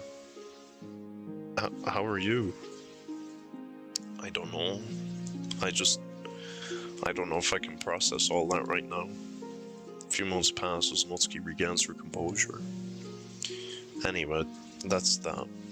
So as for why I'm here, I came back to pick up my manga. Also, I came back for this. She pulls the Perfect Girl's bookmark out of her pocket. Hey, I'm glad you still have that. Yeah, well, helps me find my place. Also, I came to say goodbye to everyone. Huh? I'll be living with my aunt a couple towns over. I don't know if I'll be going to school over there, or if I'll finish the year with online courses. Either way, I won't be here anymore. She quickly looks away. What kind of person is your aunt? Well, she's actually my mom's sister. I think I met her once or twice when Mom was alive, but haven't seen or heard from her since. She was eager to take me in. She's kind of a free spirit, but she seems really nice. And best of all, she likes manga. Apparently she owns a bookstore and has a large collection that puts mine to shame. Wow, I'm glad to hear that, Natsuki. Sounds like this will be a good move for you. Yeah, well... She was excited talking about her aunt, but now Natsuki is somber again. I'm glad to be living with her, but that means I'll be leaving you. All of you, that is. I'm happy for you, Natsuki, but I'll miss you as well. Anyway, I left some letters to Monica. There's one for Yuri and for Sayori, when she wakes up. And there's one for you also. But since you're here, I'll just tell you that it has my new address. I'd like for you to write to me. Absolutely. Be easy to keep in touch with text and email. No. I mean, yeah, send me texts and stuff. But I'd like some handwritten letters from you as well. I'd like to know that your hand wrote the words on the paper. She seems embarrassed to tell me this and she looks away blushing. However, I'm deeply touched by her words. Yes, Natsuki. I'll write you every week. I promise. Natsuki glances back in my direction. You won't forget. The tone of her voice tells me this question is a bit deeper than forgetting to write. I look her straight in the eyes. Never. Natsuki holds my gaze for just a moment. Then she suddenly grabs me by my jacket and pulls me down to her level. She quickly presses her lips against mine. Before I can even process what's happening, she breaks away. She's blushing bright red as she turns and runs off in the opposite direction. As she runs, I can just barely hear her say one word. Dummy. She continues to run as she turns the corner and disappears from my sight. I'm dumbfounded. I put my hand up to my lips as I try to make sense of what just happened. Wow. Alright, everything's packed and we're headed out to your aunt's house. Okay. Before we go, could we drive by my dad's house one last time? not really supposed to take you near that area. I know, but since this is an unmarked car, can we just drive by the house slowly? Alright, but I'm not stopping. That's fine. Alright, we're driving by now. I can see your father in the window. Be best if he didn't see you. 12 years ago. Papa. What is it, Natsuki? You know you aren't supposed to come into my study. I know, Papa, but I wanted to show you my hair. Oh, you've put your hair up in pigtails. You're so cute, Natsuki. Hehe, Papa, you always sound cute. Well, that's because you are, Natsuki. Oh, Papa. Papa? Yes, dear? You always sound cute. Yes, Natsuki. I'll always say you're cute. I'll always be there for you when you need me. Okay. I love you, Papa.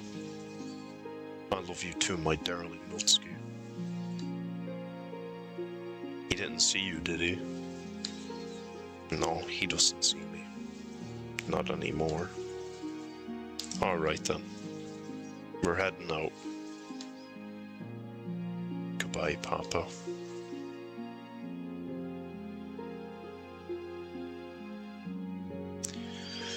Then you know you can go your whole life collecting days, and none will outweigh the one you wish you had back. Oh no. Oh. I didn't like that one. I didn't like that one.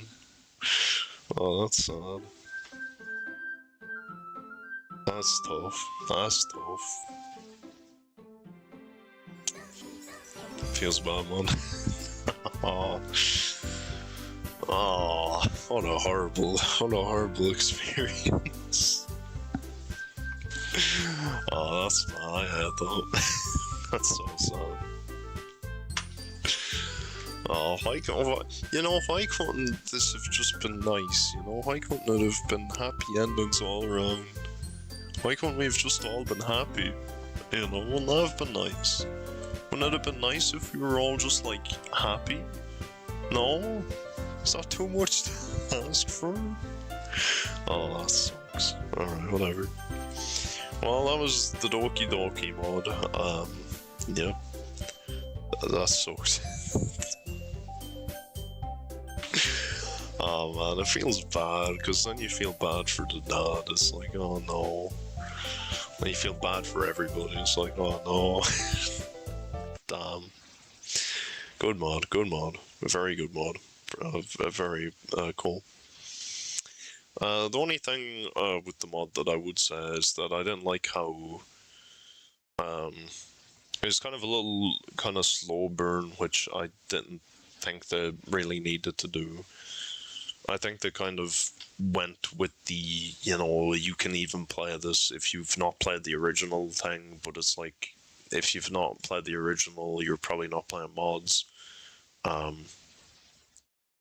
yeah, just very, very sad. The endings to all of them were good, although I do think the start and the middles dragged on a lot. I think they literally could have just started at the festival there. They could have had like one introduction that Monica's not like a psychopath, and just like done a very quick like kind of run through that, and then been like, okay, festival there, and then just do festival there, and just kind of put like all of that stuff into like making that super high quality, as opposed to like padding out a bunch of dialogue that kind of doesn't really need to be there. But anyway, all in all, pretty good. It's funny, this one made me sad. The other two, but the other two were sad, maybe even sadder. Were they? I don't know. I don't think they were, no. It's like, were they? Because, like, if you really think about it, it's like the Sayori one is like that's like the same as what happened in the story, like initially. And with Yuri, I mean, it's pretty much the same, except Yuri's like actually has a better ending because she's goes for counseling and stuff. And Sayori's is also better because like, oh well, she's she's in a coma, but like there's like hope. You can kind of cope at least. But for Natsuki, I feel like Natsuki didn't really have a bad ending in the original game, but it's like in this one she did. So it was actually worse for her. The other situations improved, but hers got like significantly worse. And there's also a lot of like psychological stuff there of like, damn, she's now a housewife at the ripe old age of 7. Like, holy moly, call this frickin' Iraq, frickin' Muslim time. Like, good lord. I feel like they could have been a little more different. Yeah. Minus the end, they were all pretty similar. Yeah, that's what I'm thinking. I don't think they really needed to do like the whole, like, if they just went from festival day onwards, like if each of them just started at the festival day, or they could have even done it all as one episode, where it was just the festival day with everybody, like all the things happening in the one day. But then that might have felt a bit too like, oh my god, everything is happening like all at once. But I think if they did it that way, they could have implemented some more of the horror kind of stuff as well. Natsuki actually had a happy ending. She got to move to her manga-loving aunt and still in touch with her love. It's like the ideal ending for her. Like, no, I don't know. Sayori's best girl, Natsuki's bittersweet. Fair. I mean, Natsuki having a good ending here, I don't like fully agree with that because it's like, I don't know. Like, she was very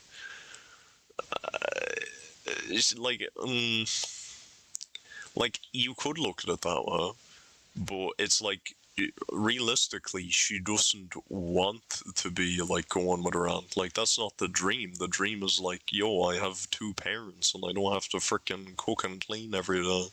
I'm like, damn, I gotta be fricking waifu material for my own dad. Like, damn. So it's like, I don't know. It's like the situation's better, but it's it's far from ideal. And now it's kind of like, well, she didn't get to say goodbye to her dad either. She didn't get to say goodbye to like either of her parents, which is not great. Damn, damn, that's a tough one. That's a tough one. Oh boy. Okay. Agree. She got the first or second best ending. I mean, you can say second best because I think Sayori's is still worse. Like, Sayori is like, she got like the worst one. She's like, I think what happened with Sayori initially is that she just like, the writer had her in the story and she's like, wow, I really freaking hate this character. Let me make them kill themselves. So I think that was kind of. But also the main character in Monaco got pretty bad endings because they have to, go on and continue to live their life with all this kind of shit that they've now gone through, which kind of sucks. So you could say they also had pretty bad endings. So all around, not great for anybody. The best girl the wrong way. Yeah, they did do Natsuki the wrong way, true. Monica got a fine ending. There was still a lot of things happening with Monica in the background, like you say Monica got the best ending, but we don't know what happened, Monica, because there was literally a Saturday night in like at freaking 2 a.m. where she's just out on the beach in her school uniform. It's like, well, damn, like. What is that all about? I don't know. You can maybe say that, like, maybe this is like Monica, like maybe the mod is meant to be Monica trying to, live inside of the game without like killing everyone, but then they still all die naturally anyway, or like all like end up separating. She didn't have to see any of it happen. Fair, but now she has no club members, so she's a president with one member, and that's not really ideal. No, you weren't talking about Natsuki. I don't know, man. You said best girl, and immediately my head just went to Natsuki, so I don't know. I think people head to them heard on Monica. I don't think so. For the original, no. I don't think so. Not at all. Monica's really like the worst kind of person with zero redeemable qualities in the original. Like, what does she have going for her? It's like, oh well, I'll kill the entire world and everything in it to be with you. Like, I mean, she's loyal, I guess. She's got a lot of loyalty. She literally wiped the entire world except for herself and the character. But like, if you think about it, that's not really great. Because like then you're just there together, and then eventually she's gonna kill you, because you know she's gonna get sick of you eventually, or you're gonna kill yourself because you're gonna get sick of her immediately. And you can't do anything because everything's gone, and you just are in a room with nothing else, and you're just both gonna go crazy. I mean, Monica's already crazy, but you're gonna go crazy. In an attempt to escape from a reality where she's trapped in, she killed fictional people. But like, she's not real either. So like, you know, like she just thinks she's real. She's basically like a rogue AI. I mean, just turn the computer off. The freaking Alt F4 uninstall, man. Like, for original Monica lost hair, well, Monica's not bad, true. She was more real than they were, to be fair.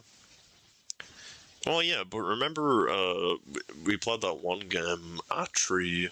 What was it called? My Dear Moments Atri, where we had the robot waifu, and it was like, oh wow, she's real. Oh no, she's not. She's just learning what behaviors she can do to make everyone else feel better. Because she's programmed to do so. It's like, you know, like you could say Monica's programmed to like, I don't know, freaking kill everyone or escape. I don't know, but like, she can't really. That's an anime too, by the way. Atri? No, it's not. Atri doesn't have an anime. This does not have an anime. There's no, brother, there's no, wow. That would be terrible. I can imagine that being awful. This would be awful. This would not be good. I mean, I guess it depends what studio did it, but the artist from the original was I don't know. I'm thinking about this game, and I'm thinking about the things that happen. It's like they're gonna have to add like some villains and turn it into like a freaking action anime to like make it interesting. Like as an anime, it just wouldn't do all, right? It's actually really popular. What? You're trolling. You're trolling. No, like you're actually trolling. There's no conceivable shot. Yeah, okay, whatever. No, I don't want your trial. Crabs to the cradle and the ocean, a warm view together. Hitman, small fry school, crabs and electricity are important. Smiling under the nightlight, that song in my head, down with a robot girl, rippling night has come. Leg falling into the abyss, eventually when the rain stops. The end of summer, your sound, the ticket to the place we promised. Stop time, you're beautiful. What? What? I don't know, it doesn't, I don't think it would be compelling. Just watch it. I played the game, I don't need to watch it, I know what happens. It's like, how do I see comments? Can I see the comments without, can I see the comments without, like, freaking selling my soul? Do I have to pay to see the comments? Freaking Sony? Sony wants these guys? Dude, Sony is freaking ass. Can I see comments? You can't browse comments? Dude, you're freaking trolling. Alright, whatever. There's no way this did good. Ain't no way. 6.5 out of 10, that's more like it probably. Comments, how funny. That's not, the Crunchyroll doesn't have comments? Are you serious? I know most of the time add new stuff the gamer media doesn't have. Yeah, but they just have to make it into like a frickin'... They'd have to turn it into Dragon Ball, basically, for it to be watchable. Have fun. Have a good night, Harmony. I don't know. Let's read this. Are there comments on here? Top rated episode is the last one. I guess that makes sense. Do we have any comments on this? No, we do. No, we don't. I assumed we would, but we do not. No comments. Does Nowhere have comments? Is this my sign to frickin' turn the chat off and you know, just like not have any hate ever? Like, what the hell are we doing here? We don't got frickin' comments? No one has comments? Hello? Game or the anime? What's this? Should I buy and play through the game or should I watch the anime instead, or both? Anime is frickin', what the hell is that? Anime is is ongoing, only 3 episodes. Always play visual novels before watching anime. Visual novels are always going to be much more fleshed out story-wise. So they don't even flesh out the story of the anime. Oh my lord. Game is better. Anime is the same story but some twists. If you watch it, you'll get almost the same experience with some changes in chronological order. Swap dialogues compared to VN. Some extra scenes. Nowhere to be seen in the game.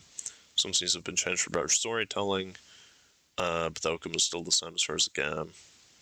So as I've said before, play a game for... Okay. So...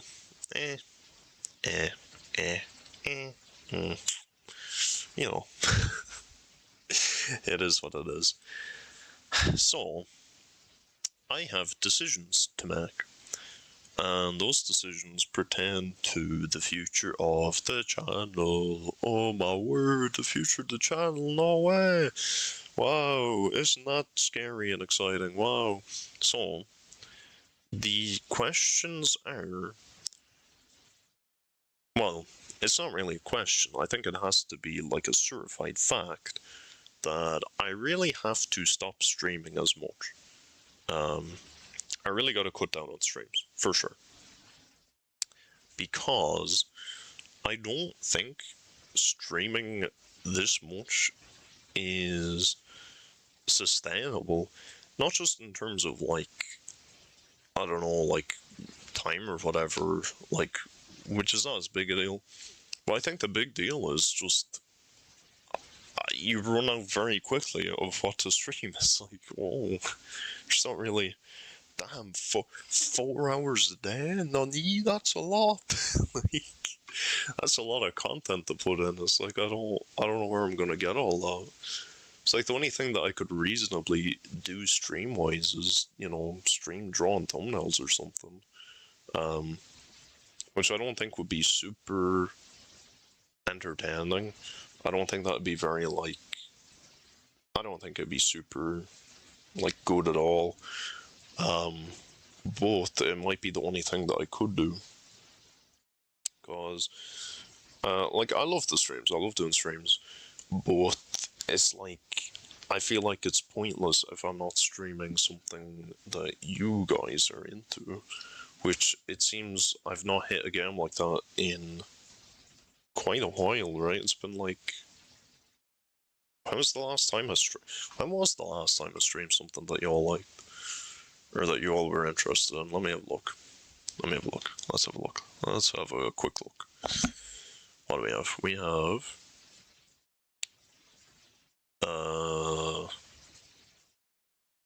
Undertale. 2 months ago, Undertale. Okay. Undertale was the last thing that was, like, kind of good, and then before that, it's like, what was there? Catherine wasn't that crazy. Cry of Fear was decent, which was 3 months ago. And then we had Metaphor, which was like, meh. So it's just like, it's too much. I don't know. It's too much. You know what I'm saying? Like, we can't really, I don't know, we can't fill out all the time. It's like, we just can't. So, I think I'm gonna have to cut down severely. I don't know how much to cut down to. Like, once a week, maybe? I don't know. Or maybe I would just, like, cut down the amount of stream. I don't know. Like, maybe the hours. I'm not really too sure. But I think I need to find a game that I really want to, like, pump a lot of time into, in terms of, like, making videos on, because that's definitely going to be the thing. I gotta, like, get back on the video grind. So I don't know. It's gonna be a little tricky. It's gonna be like a little tricky for the next little while, I think. Because I think I need to, like, I have a lot of things that have to get cut, basically. Like, I can't do everything. So, I don't know, sacrifices gotta be mad. Like, maybe I have to just commit to just, like, doing Skyrim, or doing Persona, or just, I don't know. I don't know. It's a lot. It's a lot. Like, the only realistic way to grow the channel, or the only time my channel has ever, like, grown, is when I consistently do one game. And the only two I've had any sort of, like, real success with is Skyrim and Persona. And more so Skyrim. So it's like, I don't know. But then again, like, with Skyrim, it's like it's been a year since then. Persona might be better because P4 Golden is coming out with the re-release or whatever. So there might be a little bit of hype around that game. And then that might, like, transfer to the other Personas. I don't know. It's like, maybe I have to start doing different types of vids. Maybe I have to do, like, the theory vids that I was thinking about, or, like, not the theory vids, but more like, I don't know, like, like a different analysis of characters, like psychoanalysis, or, like, you know, like a day, I don't know, just, like, kind of theoretical things, like, oh, what if this happened, or, oh, what does the average day of, like, one of the characters look like, or something. I don't know. I think I just gotta change things up a little bit. 2 streams a week since your stream time is short. 4 hours is short? Is 4 hours short? What's average? Is 4 hours considered short? That can't be true. Don't stick to one game. Get burnt out. Well, yes. However, that's the only way to grow, I'm afraid. There is no other way to grow. It's like, you look at any big, like, aside from the variety guys, but if you look at most of the variety guys start off doing just one game. for the most part, right? Like they kind of get big off one thing, and then once they have a kind of like a big audience, then they start branching out. Like with any of the big guys, like Ninja was, Fortnite. Like XQC was like like an esports pro or something for like Overwatch, I think. Like all these big guys are kind of like, they blow up on one thing, and then they sometimes go to other things. So I don't know. It's like it's gotta be done. I think. I think it's gotta be done. Make those into shorts, and 4 hours kind of shorts. If 5 or 6 is average, really? Damn. I'll be real. I never would have. I never would have said that I was too sure. Because the whole time I've streamed, I've always been like, damn, maybe it's too long and too much. I'm like this is a lot. I'm like, this is really a lot. But it's even like the people that you look at, like who stream for that long, like they probably do only just one game, or they probably do um, not daily, but they probably do stuff like scrolling Twitter, like the freaking, like the what do you call those guys? The drama guys, and they just scroll Twitter all day, and they like talk about like a freaking tweet for like the React guys. Like it's probably like the reaction streamers that can go that long, because there's always new stuff there, and then because it's new, it's kind of trendy. Like, so I guess if you're going that way, maybe, but I don't know. It's just like I think I need to zone in on something. I need to zone in on something, because it's like if so you come across somebody and they like Persona, like the average person's like, oh yeah, I like Persona, cool. And then the next day I upload like Skyrim or Rocket League or Yu-Gi-Oh, and they're like, oh okay, well I was just here for the Persona, so that's all Persona's done now. Oh okay, I'm out. GG. Like that's kind of the average mindset. I feel like most people just watch for one game, which is unfortunate, but I guess it is what it is. Hmm. The other way I could go is like go with like a kind of drawing channel, but it's like I don't know. It's like I don't know how I would do that. It's like I can't do tutorials because I'm not like at that level. I couldn't do. It'd be very hard to do like anything worthwhile, and then that would also be kind of draining because it's like you're cloud chasing basically. You're probably just drawing whatever's popular at the minute. Like whatever anime is popular at the minute, it's probably just like drawing characters from the new popular thing every day. It's like, I don't know. I don't know. Guy watch the stream sometimes it's 10 plus of one game. Yeah, that's the thing. It's like, well, it's just one game. They're not gonna do, multiple. It's just one. Damn. Damn, damn, damn. I don't know, man. I don't know. It's just I have to make. I have to like make decisions. That's just how it is. Um. Yeah. Dude, I could do Dokkan. I could be a Dokkan YouTuber. There we go. I'm sure I'd get like a bazillion views as a freaking Dokkan YouTuber. For freaking nothing happens for like 8 months at a time. Oh no, I don't know. It's just I don't know. There's a lot that is kind of happening, and I really I'm just kind of annoyed because there's nothing like when I was a kid, I could have done this. I was far more suited to this when I was a kid. Um, like play one game for freaking a million hours straight. Like I'm your guy.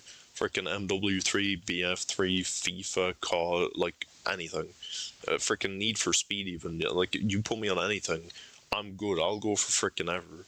Like GG, no better dude. But like now I'm just like I don't know. It's like what would that be? I don't know. It's like it might be, like, maybe Master. Like, I even think about the things that it might be. I look at Master Duel. I'm like, damn, I could do that. It's like, well, could I when every match is like the freaking same over and over, and like the people who grind out ranked only get like 40 views on Twitch or whatever? It's like, could I do that? I don't know.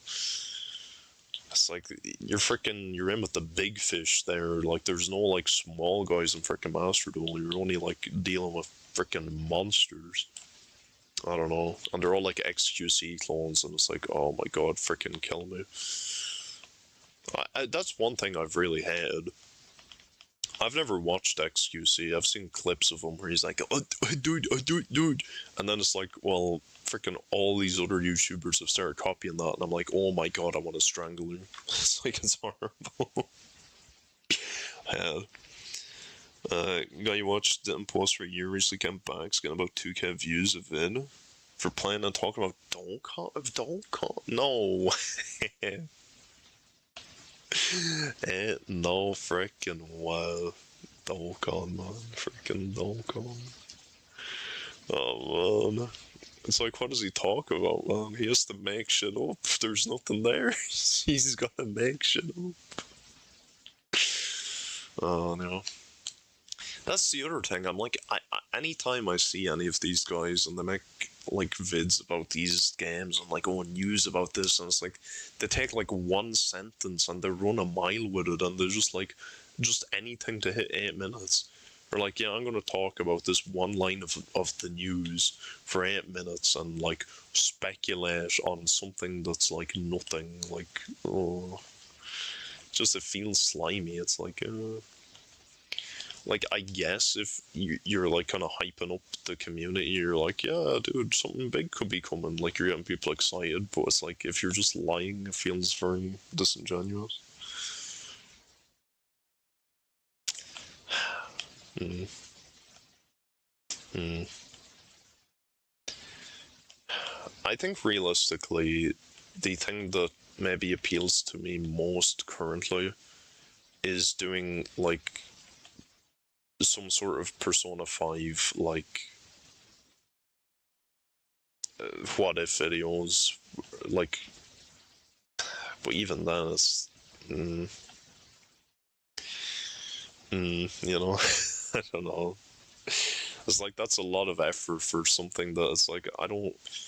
It's like it's not that I even like particularly would care about it. It's just something that I think would be interesting because it would actually activate my brain and be like, oh wow, I have to think about this. Wow, I wonder if this would happen. And at least there's a little bit of curiosity, even if it's not like something that I care about. At least it's something that I can be curious about because it's like you gotta think about it. So anyway, I don't know. I've rambled too long. Apologies. Apologies for burdening you all with my freaking decisions that, you know, maybe don't really mean that much and aren't really that drastic, but, you know, we'll see. We'll see. Never know until you try. Do a short for it. Yeah, I think you want to do shorts for kind of everything. But I think like the two real options are Skyrim and like maybe the Persona stuff. And it'd probably be best to do stuff for Persona 4. So yeah, I guess I'll just kind of think about some stuff. Will I stream tomorrow? Mm, Potentially, but I'll put a pin in that and I'll say it's likely not, probably not. And if it is, it'll just be like an art stream where I'm drawing thumbnails. Because I have been sitting on these Sonic videos for like whenever the game came out. Like when the game came out, August. I think the game came out in August or September. No, it came out in September. I've been sitting on it for over a month. It's like I gotta get these out, man. I gotta freaking thumbnail these. I gotta get them out. But yeah, anyway, thank you all for watching. If I do a video about it, it'll take a long time and effort. Sure, you could just sum up what I'm saying. Um, yeah, but I think for like just general growth, I think videos are better because at the end of the day, YouTube is known as a video site. It's like people aren't going on there for shorts, except for like probably kids. Realistically, it's probably like kids and like some niche communities maybe. Like maybe DIY. You could have some like DIY stuff that you'd be or like you could be like, oh, here's how to change a tire in 60 seconds, or like here's how you put up a shelf and like whatever stuff like that. But I don't know. I don't know. I gotta figure out some stuff. It's kind of sad, but YouTube is just not set up for allowing really any personality. You know, YouTube is set up for you to be. I don't know. It's an advertiser's wet dream. I'll put it that way. You know, you get like a freaking cardboard cutout of like you can be like, oh, here's the Dokkan guys. So if you want to do Dragon Ball stuff, you know, he's your man. Like, oh, you want to target Dragon Ball fans? Oh, here's this guy. You want to target COD fans? Oh, here's this guy. He's doing well with the COD guys. You know, but anyway. It's like, oh, here his analytics are freaking guys in their, 20s, freaking late teens, whatever. Like, oh yeah, you want to freaking advertise your thing for that? I'll go over here. Anyway. Damn, I didn't figure it out. Thank you. Appreciate it, Joey. And I appreciate all of you for watching, and I do appreciate it. So, thank you all. I'll see you maybe tomorrow, and if not, I'll see you at some point.